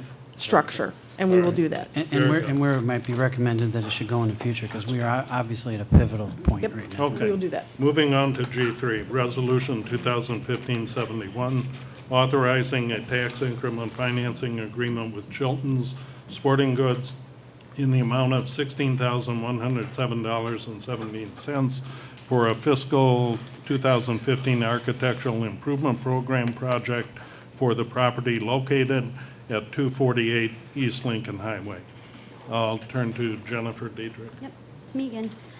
Chilton Sporting Goods has approached the city with an AIP request, or an Architectural Improvement Program funding request, to make renovations to their facade at their store at 248 East Lincoln Highway. Proposed work under this project includes removing the terracotta tile and replacing it with brick, replacement of the upper story windows, architectural services, and scaffolding. The total cost of the eligible improvements is $32,214. Current AIP standard project guidelines provide 50% matching funds up to $25,000, and the total matching portion requested from the city is $16,107. Some of the proposed work plan that was developed by staff and the Chiltons include a facade renovation. Like I said, work includes demolition of the existing facade, repairs to the wall under the original facade, if there are any, and replacing with a new brick facade. The windows, this is a material cost only. The Chiltons will be installing these windows themselves. They're replacing the upper story windows and removing the air conditioning units. Architectural services, obviously architectural services were needed in order to create the preliminary design of the building and the architectural drawings necessary to obtain a building permit. And scaffolding, as you may or may not know, scaffolding was installed by the city towards the end of 2014 in response to a safety concern that was received, noting that the terracotta tiles were falling off the facade, landing on the sidewalk in front of the building. The property owners, the Chiltons, are requesting reimbursement of 50% of the costs associated with the scaffolding. The total project cost is just over $32,000, and the 50% match is just over $16,000. Staff is recommending that the request for funding be approved as proposed, with the exception of the scaffolding reimbursement. Staff believes that that is a maintenance issue, and traditionally maintenance items are not funded by the AIP. Rather, staff believes that the monies requested for scaffolding could be better utilized to increase the architectural value of the building by adding lighting, signage, and an awning, as noted in the Chiltons' earlier designs. Staff would recommend that the property owner reconsider their original design and add the 3 items back into their funding request. If the City Council prefers not to reimburse the 50% of the scaffolding cost, no additional action is needed to take place. The funds for the scaffolding have not been included in the reimbursement amount of $16,000. Should the council decide to reimburse 50% of the scaffolding cost, the agreement must be amended to add an additional $1,732 to the reimbursement amount, making the new total $17,839.67. Okay, so the motion before us is for the amount of $16,107.17, which does not include reimbursement for half the scaffolding. Correct. Correct. Discussion? Somebody has to make the motion first. Is there a motion? I'll make the motion. It's been moved by Alderman Snow. Is there a second? Second. Seconded by Alderman Fanouken. Thank you. Alderman Snow. You know, I think this is a great project moving forward. This is a business that's been in DeKalb for many years. The family has been in DeKalb. I believe that particular storefront has been in operation for about 68 years, owned by the Chilton family. I would offer an amendment, though, to include 50% reimbursement for the scaffolding. My rationale for that is I think the scaffolding was put up, first of all, for the safety of the public when the facade started to fall down. And I think it was initially thought maybe that scaffolding could be used with the reconstruction of the storefront. However, I understand that the bricklayer wants to use his own scaffolding. So, you know, I just feel that that it would be the right thing to do for the city to pay for part of that scaffolding. So I offer an amendment to add this $1,732.50 for a total reimbursement of $17,839.67. Second motion. It's been moved and seconded. Alderman Snow, I'm sorry, can I just make a clarification? It's not that the mason wants to use his own scaffolding. The walk-through scaffolding is not considered safe. Yes, I understand. Okay, Yes. I just want to make sure that it's, yeah. Discussion? Seeing none, I'll ask this is the question on the amendment to include 50%. reimbursement for scaffolding. Roll call. O'Leary, Yes. Jacobson, Yes. Fanouken, Yes. Markwart, Yes. Snow, Yes. Noriko, Yes. Baker, Yes. Ray, Yes. 8 Motion carried. We're back to the original motion then, which Resolution 2015-71 is authorizing $17,839.67 for the AIP program for Chilton Sporting Goods. Discussion? I'll call the question. Jacobson, Yes. Fanouken, Yes. Markwart, Yes. Snow, Yes. Noriko, Yes. Baker, Yes. O'Leary, Yes. Ray, Yes. 8 Thank you. Motion carried. Thank And you. Kirby, thank you for your continued investment in downtown DeKalb. Appreciate it. Resolution 2015-72, and thank you, Jen, for your help. Resolution 2015-72, authorizing an agreement with Chapman and Cutler LLP at the request of the DeKalb Area Retirement Center, commonly known as Oakcrest, in connection with the issuance of the issuer of its First Mortgage Center Revenue Bonds, Series 2015, DeKalb Area Retirement Center project in a principal amount not to exceed $9 million. I'll turn to, could I have a motion? So moved. It's been moved by Alderman Snow, seconded by Alderman Fanouken. I'll turn to Director Haley. So this issuance of industrial revenues bonds is for financing the cost of an expansion of an existing facility. It's owned and operated by the DeKalb Area Retirement Center. We do have a couple representatives here, I believe, if there's questions on the actual project. These revenue bonds, however, the city is strictly a conduit issuer in this deal.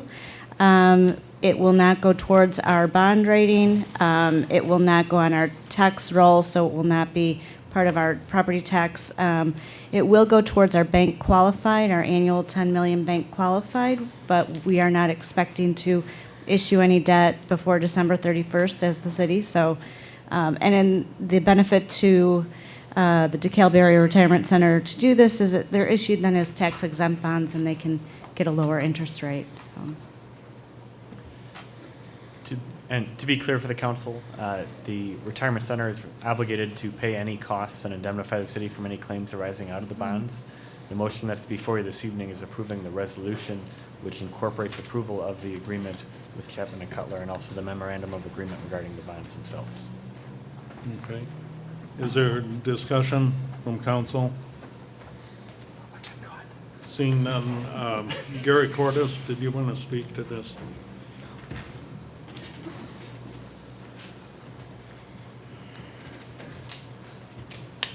Thank you, Mr. Mayor. Gary Cordes, 1467 Maria Court, Sycamore, Illinois. Members of the council, I'll be very brief time-wise. Yes, this is for a $9 million issue, and as Dean has indicated, these are not CO bonds. There's no responsibility of the city. This is the fourth bond issue, actually, by DeKalb Area Retirement Center. We've had 3 previous issues at $10 million each. Those have all been retired. This project is a 70,000 square foot addition to the existing facility, which, by the way, is a tax-paying facility, although it's a 501c3 corporation. The residents do pay a portion of the tax where they reside. The main thrust of this resolution, it's very clear, so it explains everything that Dean indicated. But the main issue is to get this to a public meeting for July 13th meeting. You have to authorize the publication of this meeting, which will describe it to a certain degree, but there will be more public input at that particular point in time. So if you have any other questions, be happy to introduce or to answer those. I think the important thing is the Calaveras Retirement Center was organized in 1980. They opened for the first time. 35 years, they've added, this will probably be one of the 4th additions again to it. And going to be 24 apartments from 900 up to 1,500 square feet. And it's going to be a great addition, and I can't say anything more. If you have some questions, be happy to answer. I don't want to belabor this issue. So the motion before us is to authorize an agreement with Chapman Cutler, which would come back to us at July 13th. Yes, the law does require a public hearing on this issue. It's basically subparagraph D on the first page of the memorandum is where that's explained. Okay. Is there question, discussion from council? The agreement would be approved. It would be, the hearing would be going forward as Mr. Cordes explained. There is Is one it other our thing. hearing One other being- thing I might bring out, and that is that the Calaveras Retirement Center is putting $5 million of their own money into this project. So this is not just a $9 million project. It's more like 14. Thank you. Would the public hearing be our posted public hearing? Yes, the public hearing Okay. would be conducted by the city as the Thank you. issuer. Thank you. Further discussion? I'll ask for a roll call now. Fanouken? Yes. Markwart? Yes. Snow? Yes. Noriko? Yes. Baker? Yes. O'Leary? Yes. Jacobson? Ray? Yes. 7 aye. Motion carried. All right, thank you very much. Thank you, Gary. Resolution 2015-73, authorizing an engineering and planning services agreement at direct cost with Wills Burke Kelsey Associates LTD for residential engineering services, authorizing the execution of a professional fee reimbursement agreement with the project developer, and authorizing the execution of an at-risk grading agreement for Project Black Bear. Is there a motion? So moved. Been moved by Alderman Snow. Is there a second? Seconded by Alderman Baker. Discussion, I'll turn to the city manager, Gora. And I'm going to ask our Community Development Director, Ellen DeVita. Okay. Good evening. Before you is the agreement. I think it's self-explanatory. Derek Highland, Dean Frieders, and John Laskowski have all helped me put this together. We all took turns in parts of it. And Joellen Charlton is here from WBK. As you know, the city has been chosen for a national distribution center for 3M, and they have a pretty aggressive project ahead of themselves. Working backward from their desired August 2016 occupancy, they would need to be breaking ground beginning late August of 2015 because they'll be moving dirt for an almost 1 million square foot facility. So the developer has agreed that he would fund third-party review of the project for us as a means to expedite the process. And we had looked at the list of consulting and engineering firms that the city currently has relationships with. And WBK also has in-house planning, so that was why we had chosen them and recommend to you an agreement. And they also would be moving the dirt at their own risk because this review of the site plan has not yet gone before the Planning and Zoning Commission. So that's why your resolution is dual part. So if you have any questions. Questions? Alderman Baker. It's been many years ago, but this is an excellent way to get a project through without getting it caught up. And letting, I think, gosh, it feels like 8 or 10 years ago, we came up with the idea that that could be happening. And this is the first major project I've seen where that's the plan, and I like it. And I think we may have done another 3M project this way previously. So thank you. Further discussion? Roll call. Markwart? Yes. Snow? Yes. Noriko? Yes. Baker? Yes. O'Leary? Yes. Jacobson? Fanouken? Yes. Ray? Yes. 7-0. Motion carried. Thank you. Ordinance 2015-28, approving a special use permit for a vehicle tow and storage yard at 1888 State Street. Is there a motion? So moved. Been moved by Alderman Snow, seconded by Alderman Noriko. Thank you. Discussion, city manager? Or Ellen? Where'd that one go? I believe if you could hold on one second. And our principal planner, Derek Hyland, is coming to the podium. Okay, thank you. Is this going to be a fenced-in yard or Yes. inside a building? Or both? Both. Okay, Yes. let's vote then. I'm ready for the vote. Good evening. Good Before evening. you tonight, as you indicated, 1888 State Street, the old Masco Electric Building owned by Mr. Jim Mason, has pursued a special use permit that went before the Planning and Zoning Commission back in May to consider part of the building that would be demised into this tow and vehicle yard. So to answer your question, Alderman Baker, they are proposing an outdoor screening area, but also included with that is utilizing the overhead doors where the previous electric Masco's bigger trucks would fit. So they'll have use of a few bays, the indoor storage facility, and this tow yard, which they intend to screen in accordance with the code. So the Planning and Zoning Commission considered this, made a conditional recommendation that was brought before you tonight with the 8 recommendations for approval. Mr. Mason and his attorney at the Planning and Zoning Commission said, we agree to all 8. Forward to you tonight with that same recommendation. Staff concurs with Excellent. all 3. Discussion? Okay, seeing none, this is before us at first reading. At this point, I'll ask for a roll call. Snow? Yes. Noriko? Yes. Baker? Yes. O'Leary? Yes. Jacobson? Fanouken? Yes. Markwart? Yes. Ray? Yes. 7-0. Thank you. Motion carried.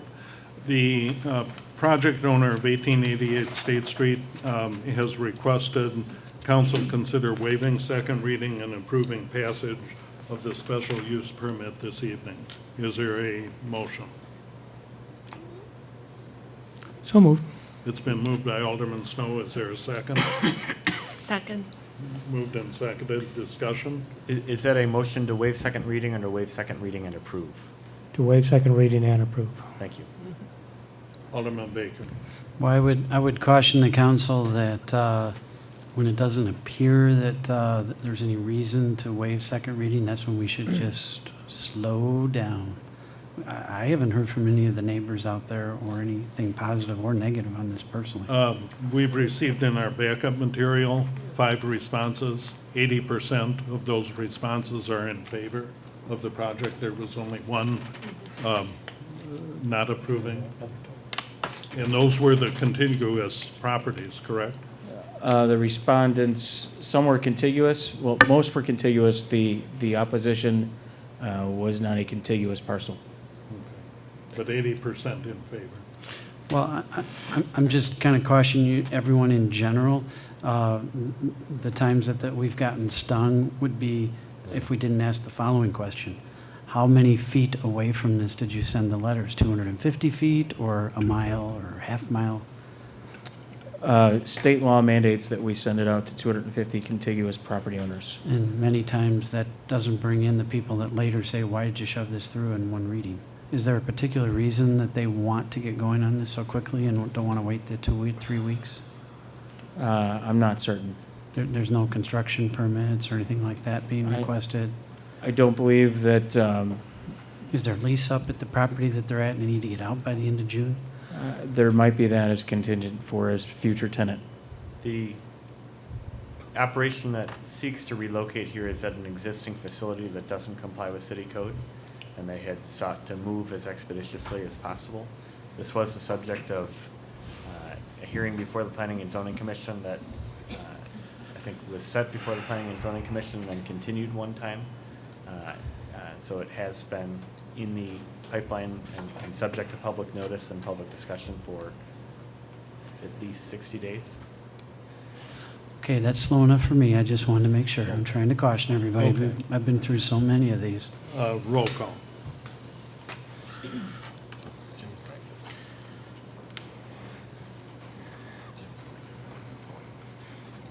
Noriko? Yes. Baker? Yes. O'Leary? Yes. Jacobson? Yes. Fanouken? Yes. Markor? Yes. Snow? Yes. Ray? Yes. 8 aye. Motion carried. Thank you. Ordinance 2015-29, amending Chapter 2 of City Council, Section 2.04, council meetings of the municipal code as it pertains to city council agendas. Is there a motion? Oh, so moved. Been moved by Alderman Noriko. Is there a second? Second. Seconded by Alderman O'Leary. Discussion. Attorney Frieders. This is a preference question for the city council regarding how you wish to structure your meetings. As city code currently exists, it has an enumerated list and order in which agendas are contemplated to occur, with roll call, pledge, approval of agenda, citizens' comments, special items, consent agenda, purchases and bids, public hearings, old businesses, ordinances for second reading, ordinances for first reading, resolutions. We have found, looking back historically, that the city has not always followed this process. We would also suggest that it doesn't always make the most sense. For example, with tonight's meeting, it may not be convenient to the public to delay the public hearings until after you've conducted so much other unrelated business. With regard to your last meeting, you had a business that sought to obtain a liquor license and expand their operations in the city. And following this listing would have put them at the very end of the meeting with a resolution for their liquor license after several hours of other unrelated business was conducted. What the revised ordinance contemplates is that those components would appear in the agenda as we have those action items, but that they would be established in order by the city manager, giving priority to public transparency, convenience to the meeting participants and attendees, and the relationship between various items on the agenda. There are often times when we have ordinances or resolutions that are interrelated where it makes sense to consider one before the other. Again, any agenda that comes before the city council would be subject to approval of the agenda and approval of the listing and order of things. So it would always be subject to the council reviewing it and determining the agenda and the order in which you wish to consider items on the agenda. This change would comport with what the city has done historically, and would allow some greater flexibility in setting up the meeting to be more convenient to participants in the public. Discussion. Alderman Baker. I would assume that that would be so that if the room had 50 people that were waiting for an hour and a half, when we could have put them to the front. My only concern is a lot of people sit home, watch television, and time it because they think it's going to show up later. So you're talking about getting it in. This would be the order that the agenda is published in. So the So city you council don't- can always change that at any meeting, but as we put together the agenda, if you look at tonight's agenda, there's a public hearing that appears earlier on the agenda than the city code would contemplate, and the reason for that is because it was an item that was anticipated to have significant public interaction. And we have, on occasion, we've modified a published agenda if there's a request for something to be moved earlier based on some other conflict. Alderman Baker. Just want to remind the council how lucky we are that this isn't what I call the prehistoric times of how the city council used to run. And I used to watch meetings that went after midnight. And then I would participate in those that were going after midnight. And it took a couple of years, but we used to have we'd have a city council meeting, and then we had that committee meeting that went from 7 to 9 p.m. in the off weeks. It was crazy, and it's so wonderful now. But I remember we got Ron Naylor to, and I laugh because he didn't really want to, but we got him to say the public wanted to come in at 6 o'clock, not 5 o'clock, and say, Ron, you agree with us because the public part starts at 6. But the argument, the meetings used to start much later at 7. run them and run them and run them. We're starting at 5. I don't know why we're starting at 5. I mean, why don't we start at 3? What do you guys think? I mean, everybody here is flexible, aren't they? Is there anybody, maybe 2 o'clock? Is this the time we can talk about this? Isn't this what we're talking about? So I think there's a motion on the floor regarding this ordinance. We could certainly, Oh, this can't be amended to that, the time that we start? I don't know that we would have given the public adequate notice All that that would be an right. action. Okay, Thank I'll you. withdraw the motion. Alderman Noriko. Certainly, having heard comments about how the city could be more business-friendly, this could certainly, be pointed to as a change, a positive change in that direction. Because I have to believe that, a business owner who's here, for a zoning change approval, and who's thinking about having to be at their business at, 7, 8 o'clock in the morning, and they're waiting until after 9 o'clock for approval, would appreciate earlier. So, I. 3 o'clock. Put it on the agenda next time. 3 o'clock, I'm hearing. I think we got enough. I actually want Alderman Baker to provide lunch, If we can start it at lunch, let's see. Let's deal with the motion in front of us, please. It's a legitimate expense for the council. Further discussion on the motion? Hearing none, I'll ask for a roll call. Baker? Yes. O'Leary? Yes. Jacobson? Yes. Fanouken? Yes. Markwart? Yes. Snow? Yes. Noriko? yes. Ray? Yes, 8 ayes. thank you. And- Alderman Baker. And if the press was thinking we're joking, I was not joking. It would, and the staff, I'm sure, would love to not have to stay here late at night. They could do it during the normal business hours. We wouldn't be arguing about what's comp time and what's not comp time and all these other things that come into play. We don't have to.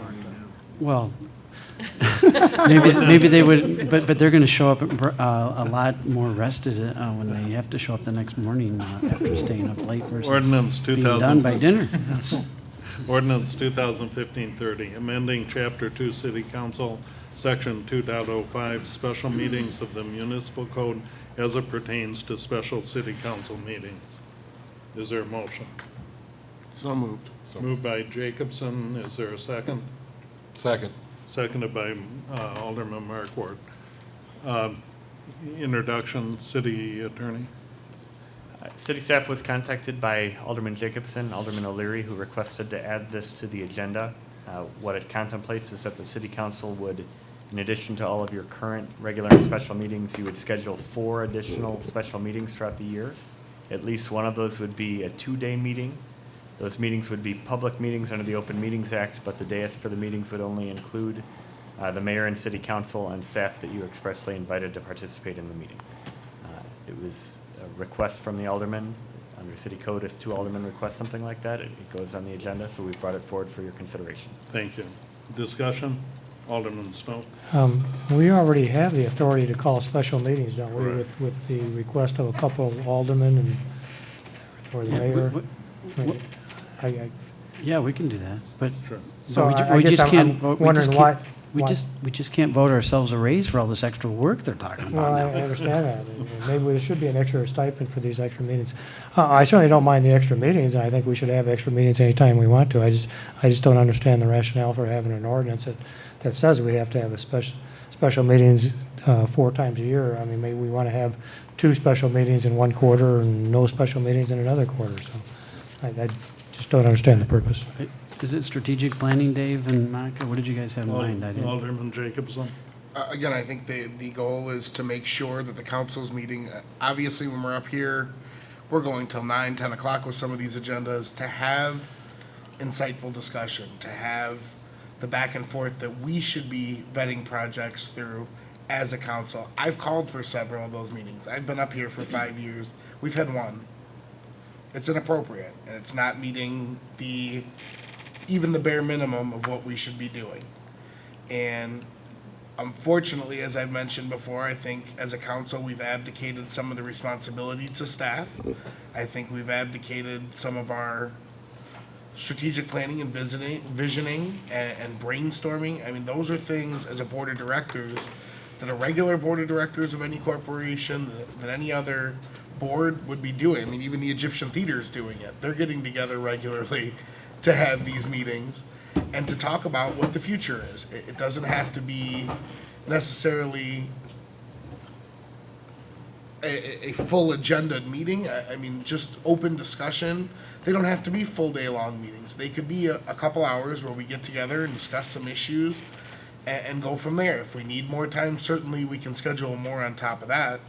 The goal is that each year, at minimum, we're meeting 4 times a year to have those discussions of what we would like to discuss in our wards, what we would like to see as vision for a city, what we would like to see, all the things that we should be doing and having these open discussions. Again, I thought the Egyptian discussion tonight was one of the best discussions we've had in a long time.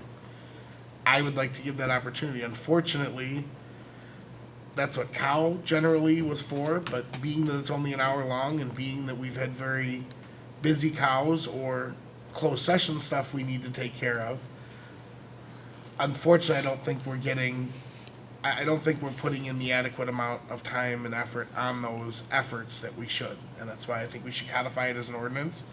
Again, if we have to cancel those meetings because we don't have anything to discuss, great, but at least they should be on the calendar 4 times a year, just as any other committee, just as any other group is meeting, and we'll decide prior to that meeting what we're going to talk about, who's going to facilitate, and what the issues are going to be.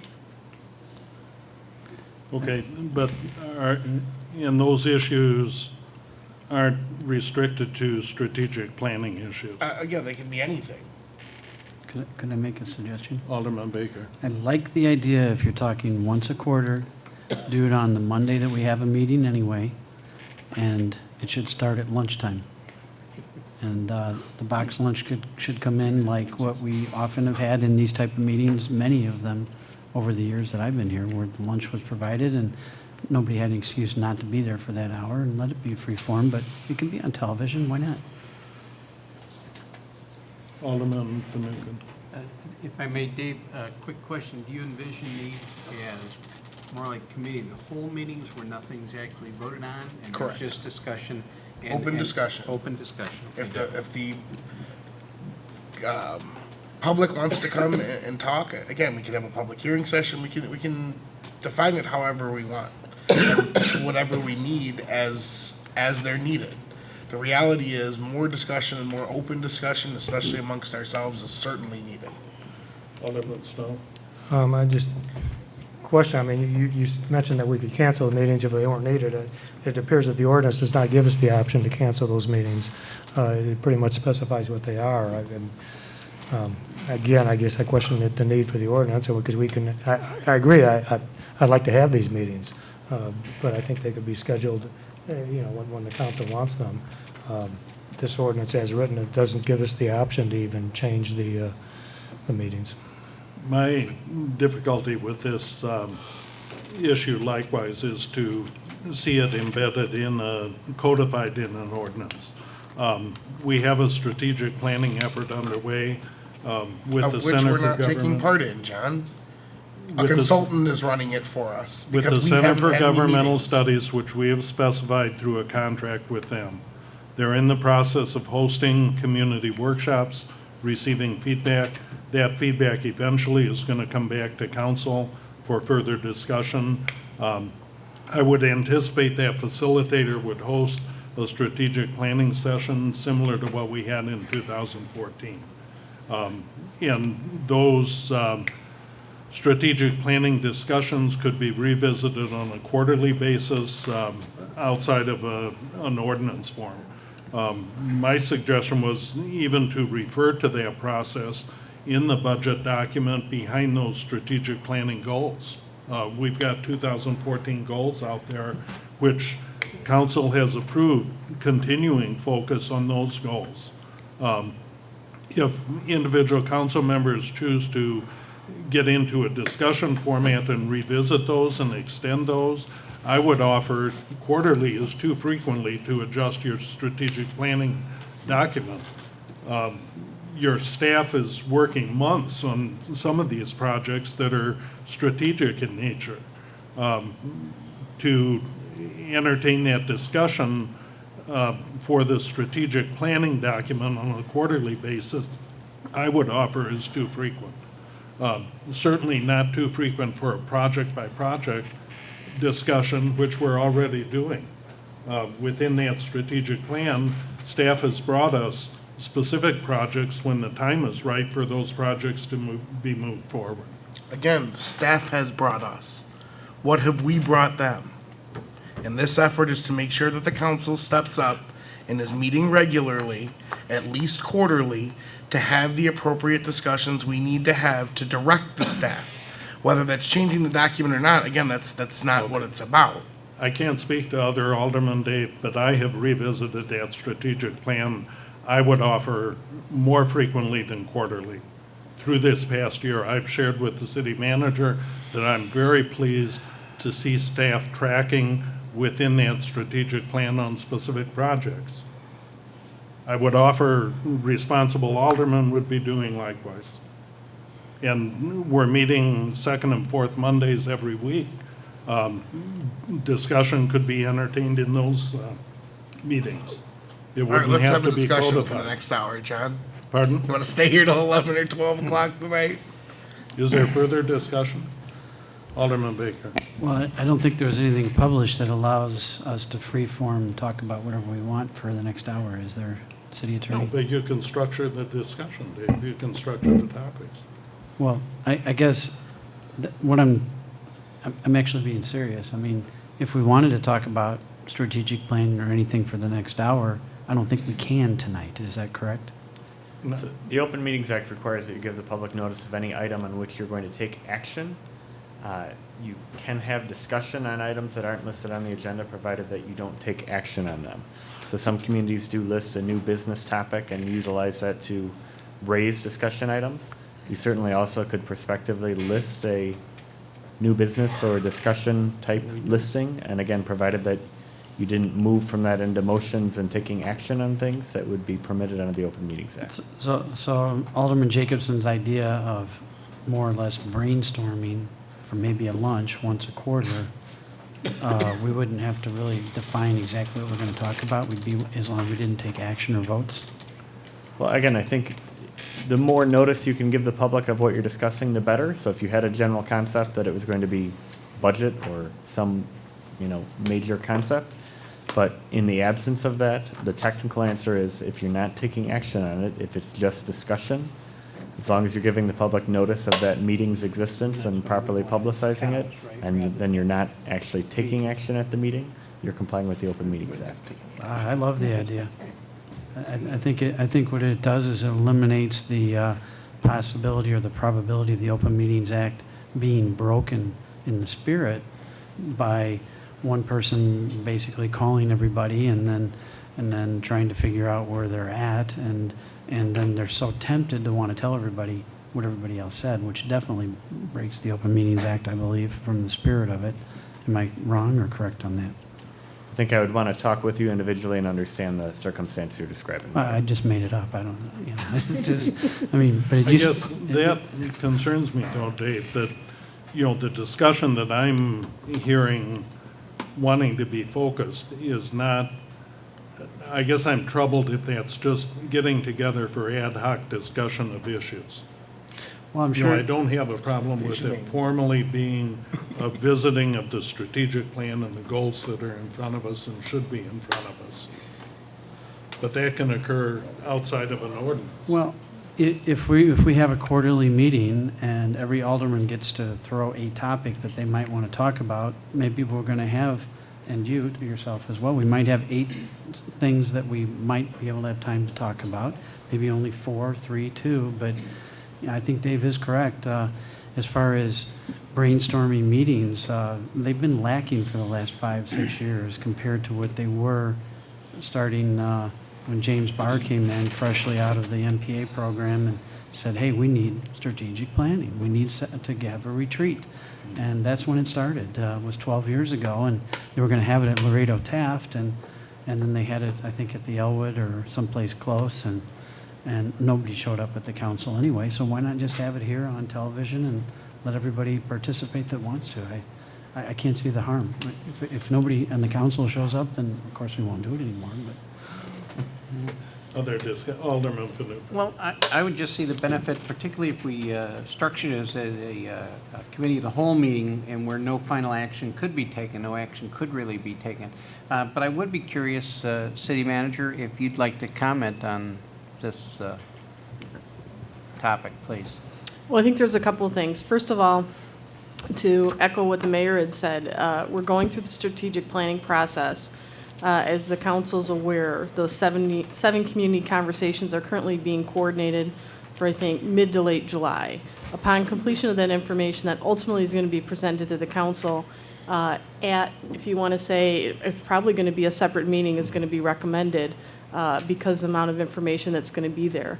You are going to decide that as far as what is going to be in the strategic plan. So if you want to look at it this way, that what the Center for Governmental Studies has been doing is collecting all this data, all this information, all this input from all the segments of the community, whether they're special interest groups, residents, people who work here, people who own businesses, and then it's up to you as the council to disseminate it and choose what actually is put into the strategic plan, what ultimately becomes a goal, and what ultimately becomes action plans defining those goals. So I think one avenue that you could use if you want to have separate meetings or build on existing meetings, and I've said this before, is that once the plan is adopted, is to review it quarterly, whether you want to review it quarterly, twice a year, whatever segment. But in Montgomery, we used to review it quarterly. We would look back, what did we accomplish in the last quarter, and then what are we looking at doing the quarter coming up. So that's number one. Number two, I think if you're looking for, depending on whatever the topic is, if you're looking for information that to be presented, it would be beneficial as staff to have an idea of what those items are going to be in order for staff to be able to provide some input. And I think since you've asked my opinion, I mean, the other concern is, my recommendation is it's integral for staff to be involved, to be able to be there, because otherwise ultimately, as you know, as city manager, I serve at the pleasure of the mayor and the city council, but my responsibility as city manager is to take the direction of the council and make that a reality, is to be able to translate that into operations and what we need to do. And if I'm not at that meeting, or people involved, if it's an issue involving the police department, if the chief's not at that meeting, it's going to be very difficult for us to be able to translate and understand as to how to have that happen. So my recommendation to you is that that would be a part of it. And I can tell you, any municipality I've served in my career or that I've watched, I've never seen a meeting where you would not have city staff involved. All right, if I can continue, please, and I appreciate Anne Marie's comments on the impact of city staff being there. I certainly do.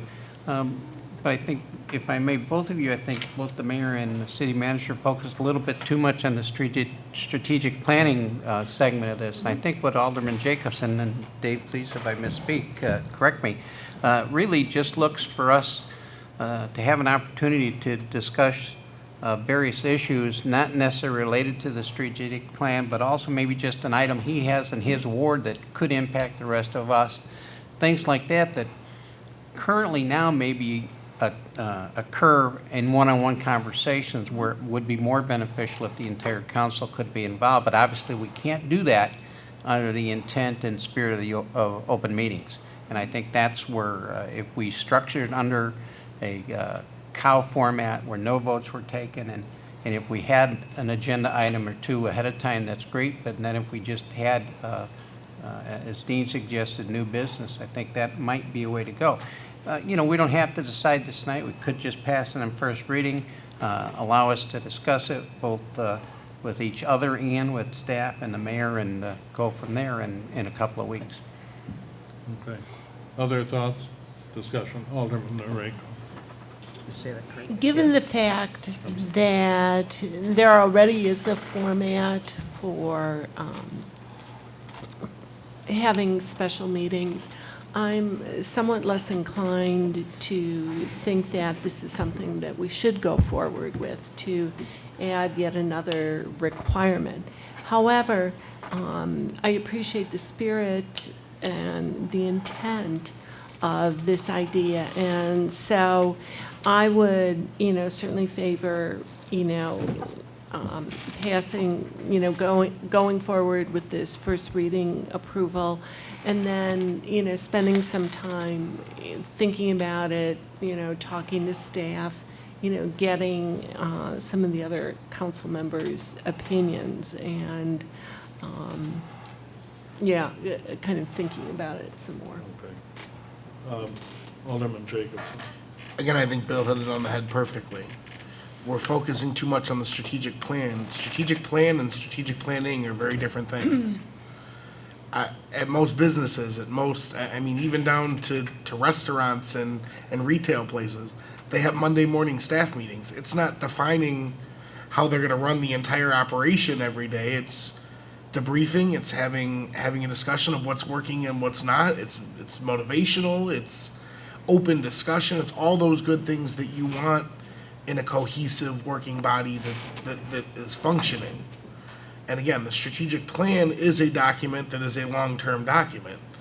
I would agree that tweaking that quarterly may be too often, but strategic planning can be done at any time. Whether it's a situational issue, whether it's an issue that's popped up because of something else we've done, strategic plan and strategic planning are very, very different things.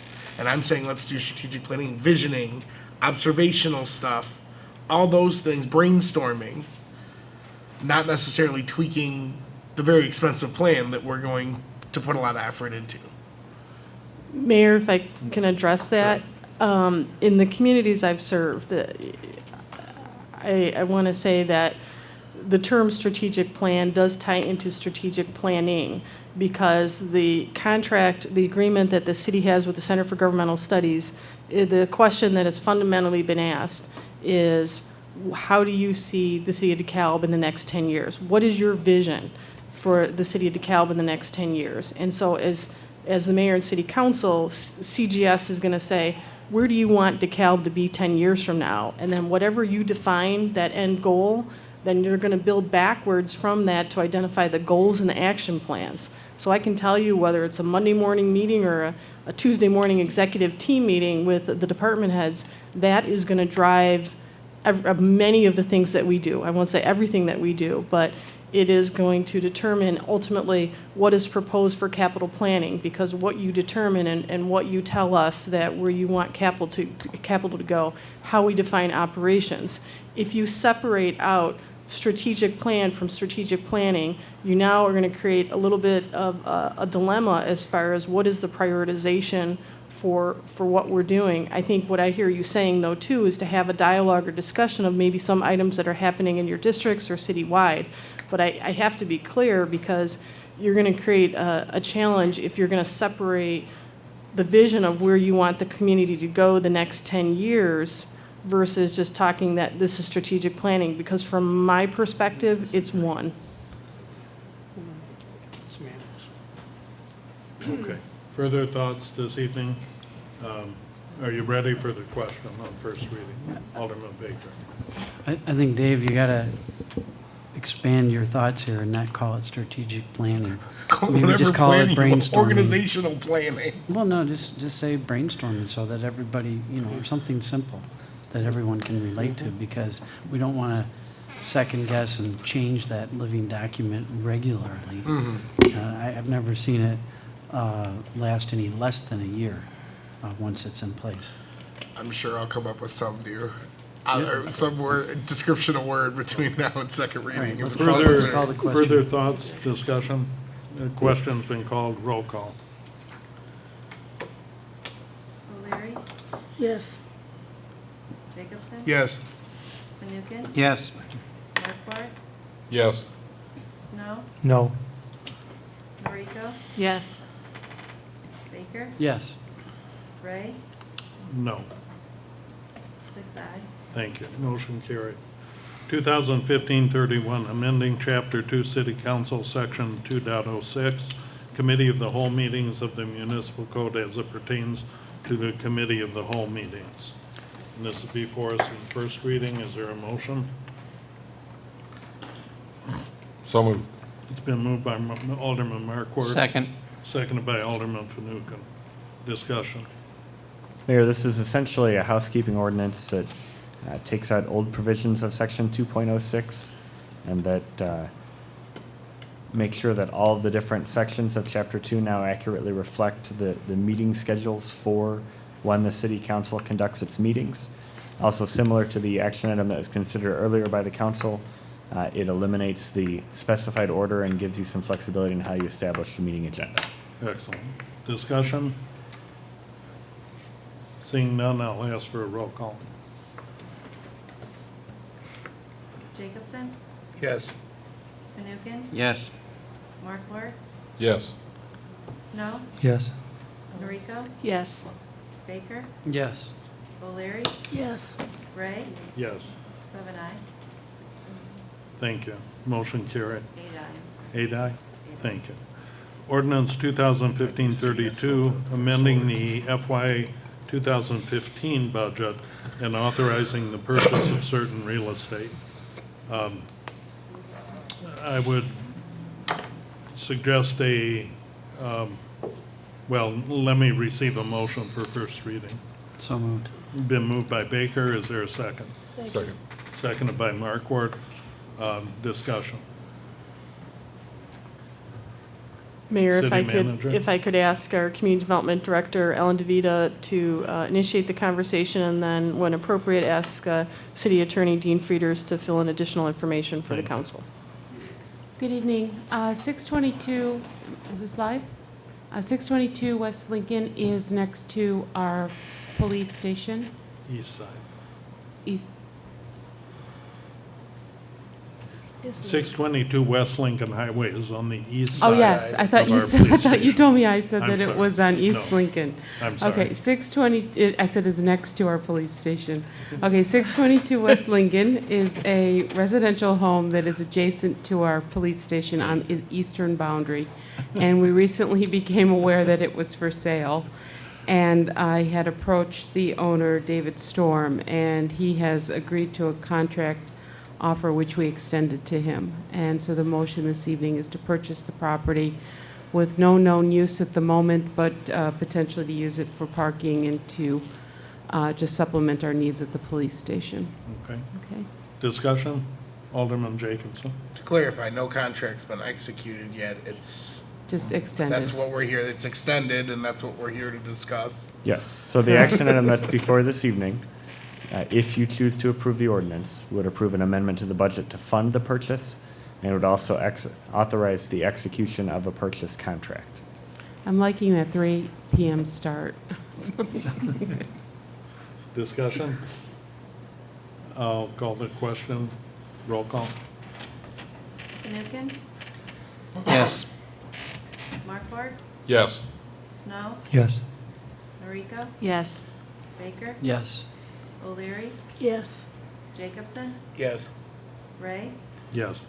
8 aye. I would ask for a motion to waive second reading and pass the ordinance. So moved.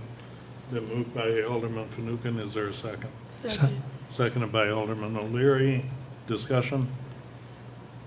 Roll call. Markwart? Yes. Snow? Yes. Noriko? Yes. Baker? Yes. O'Leary? Yes. Jacobson? Yes. Fanouken? Yes. Ray? Yes. 8 aye. Thank you. Motion carried. Communications. Alderman Jacobson. No report. Alderman Fanouken. No report. Alderman Markwart. The church that I go to, First United Methodist Church, is in full swing for their summer lunch program. As part of that, on Tuesdays and Thursdays, basketball players from NIU will be conducting some skills in the parking lot that Mooney's used to have over there. They've got some mobile basketball courts, and so Like to thank NIU basketball teams for their contribution to the summer activities. Thank you. Alderman Snow? No report. Alderman Noriko? Sorry. The farmers market, including the music, organized by the Egyptian, is a great opportunity to meet fellow citizens, great cooks, and, you know, it's a really, you know, I think, good use of the space, so I'd encourage people to come out even when it's raining. Thank you. Alderman Baker? When I took a short break, Dave, this is for you. I confirmed something. Within the last year, the building, meaning the Egyptian Theater building, was deeded from the DeKalb County Metropolitan Authority to the preservation of the Egyptian Theater. I imagine that $25,000 isn't going to have to get spent. It sounds like the county's past the hot potato, but this is what I think we all need to understand. So hopefully we can delve into this a little bit further. No further report. Alderman O'Leary? No report. Okay. 3 items I have. One, tomorrow night there's being hosted a community gathering for peace and unity, 6 to 7 p.m. at New Hope Missionary Baptist Church. This is focused on healing, prayer, worship, reconciliation for our community and nation. It's mainly an outgrowth of the experience at the Mother Emanuel Church in Charleston, but it offers an opportunity for us to come together as a community. I would encourage participation as you might choose. Second item, Tour de Farms, the MS bike rally occurs this weekend. I've been asked to identify a starter for Saturday morning and Sunday morning at 7 o'clock at the Convo Center. If any, personally, I'm going to be out of town. If any aldermen that have the time available in their schedule. Mr. Finucane I can do on one of the days. One of them? Saturday. Okay. Saturday? Yep. Is there someone else that could do Sunday morning? And it's volunteer. Talk with me if you have an interest, Dave. If I you want to recommend get Dean up. Frieders, the bike 7 guy. o'clock. Why don't you make that a motion? Thank you. It's not on the agenda, I'm sorry. Hope you The didn't have third plans item, for 7 a.m. Sunday. I wanted to alert council that I'm preparing for July 13th to name an appointed city clerk for the remaining 2-year term. So you'll see that information coming out with the agenda for the meeting of the 13th. Okay. Any further comment? If not, I'd entertain a motion to adjourn. So moved. Oh, staff, I'm sorry. City manager. No report. City attorney. I would offer 2 brief comments. One is that there's a very severe storm that has gone south of DeKalb through Lee County and is currently circulating down there. So we're wishing the very best for anyone who's affected by that and hope that it does mitigate or moderate in some way. Second, there was some comment directed at the council earlier this evening from a member of the public who had an inquiry regarding where they could obtain certain information from the city. And I'm not certain exactly why, but it seems from time to time that some members of the public feel as though they need to have an adversarial relationship with the city. I think it's important to acknowledge that your deputy clerk, Julie Abraham, and your assistant city manager, Patty Happenstead, are both FOIA officers for the city. They're both very courteous professionals that work on behalf of the city and work with the public. And if someone has an inquiry or can't find information, I would encourage them to follow up with staff. Again, with regard to the inquiry tonight, fortunately, we were able to point that person in the right direction this evening. But if we're aware of a concern, we can answer it much more rapidly. And if someone finds an area where they don't believe we're complying with an applicable standard, as staff, we're happy to hear that and respond to it and either demonstrate, yes, we do meet that standard, or thank you for bringing this to our attention. Let us make an improvement to our process. Thank you, Dean. And that works best when we get that feedback from the public in a meaningful fashion that we can respond to it and implement changes. Thank you. Do we have copies of the PAFR Popular Annual Financial Report down in the lobby? If not, I'd encourage us to put copies Yeah. down there. Okay. Thank you. Assistant City Manager, No report. Chief Lowry, No report. Director Haley. Director Hicks. No report. Director DeVita. I do. I do have one.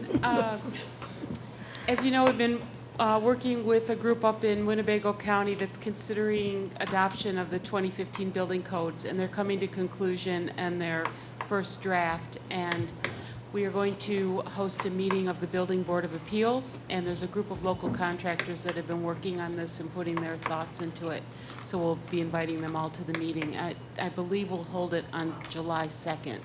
So if anyone has questions, please give me a call. Then also the group that's working on the America's Best Communities grant is starting to formulate and form some work committees. So if anyone is interested, please let me know if you'd like to help. You can contact me. Brett Brown will be in charge of communications. Frank Roberts is chairing the entire effort.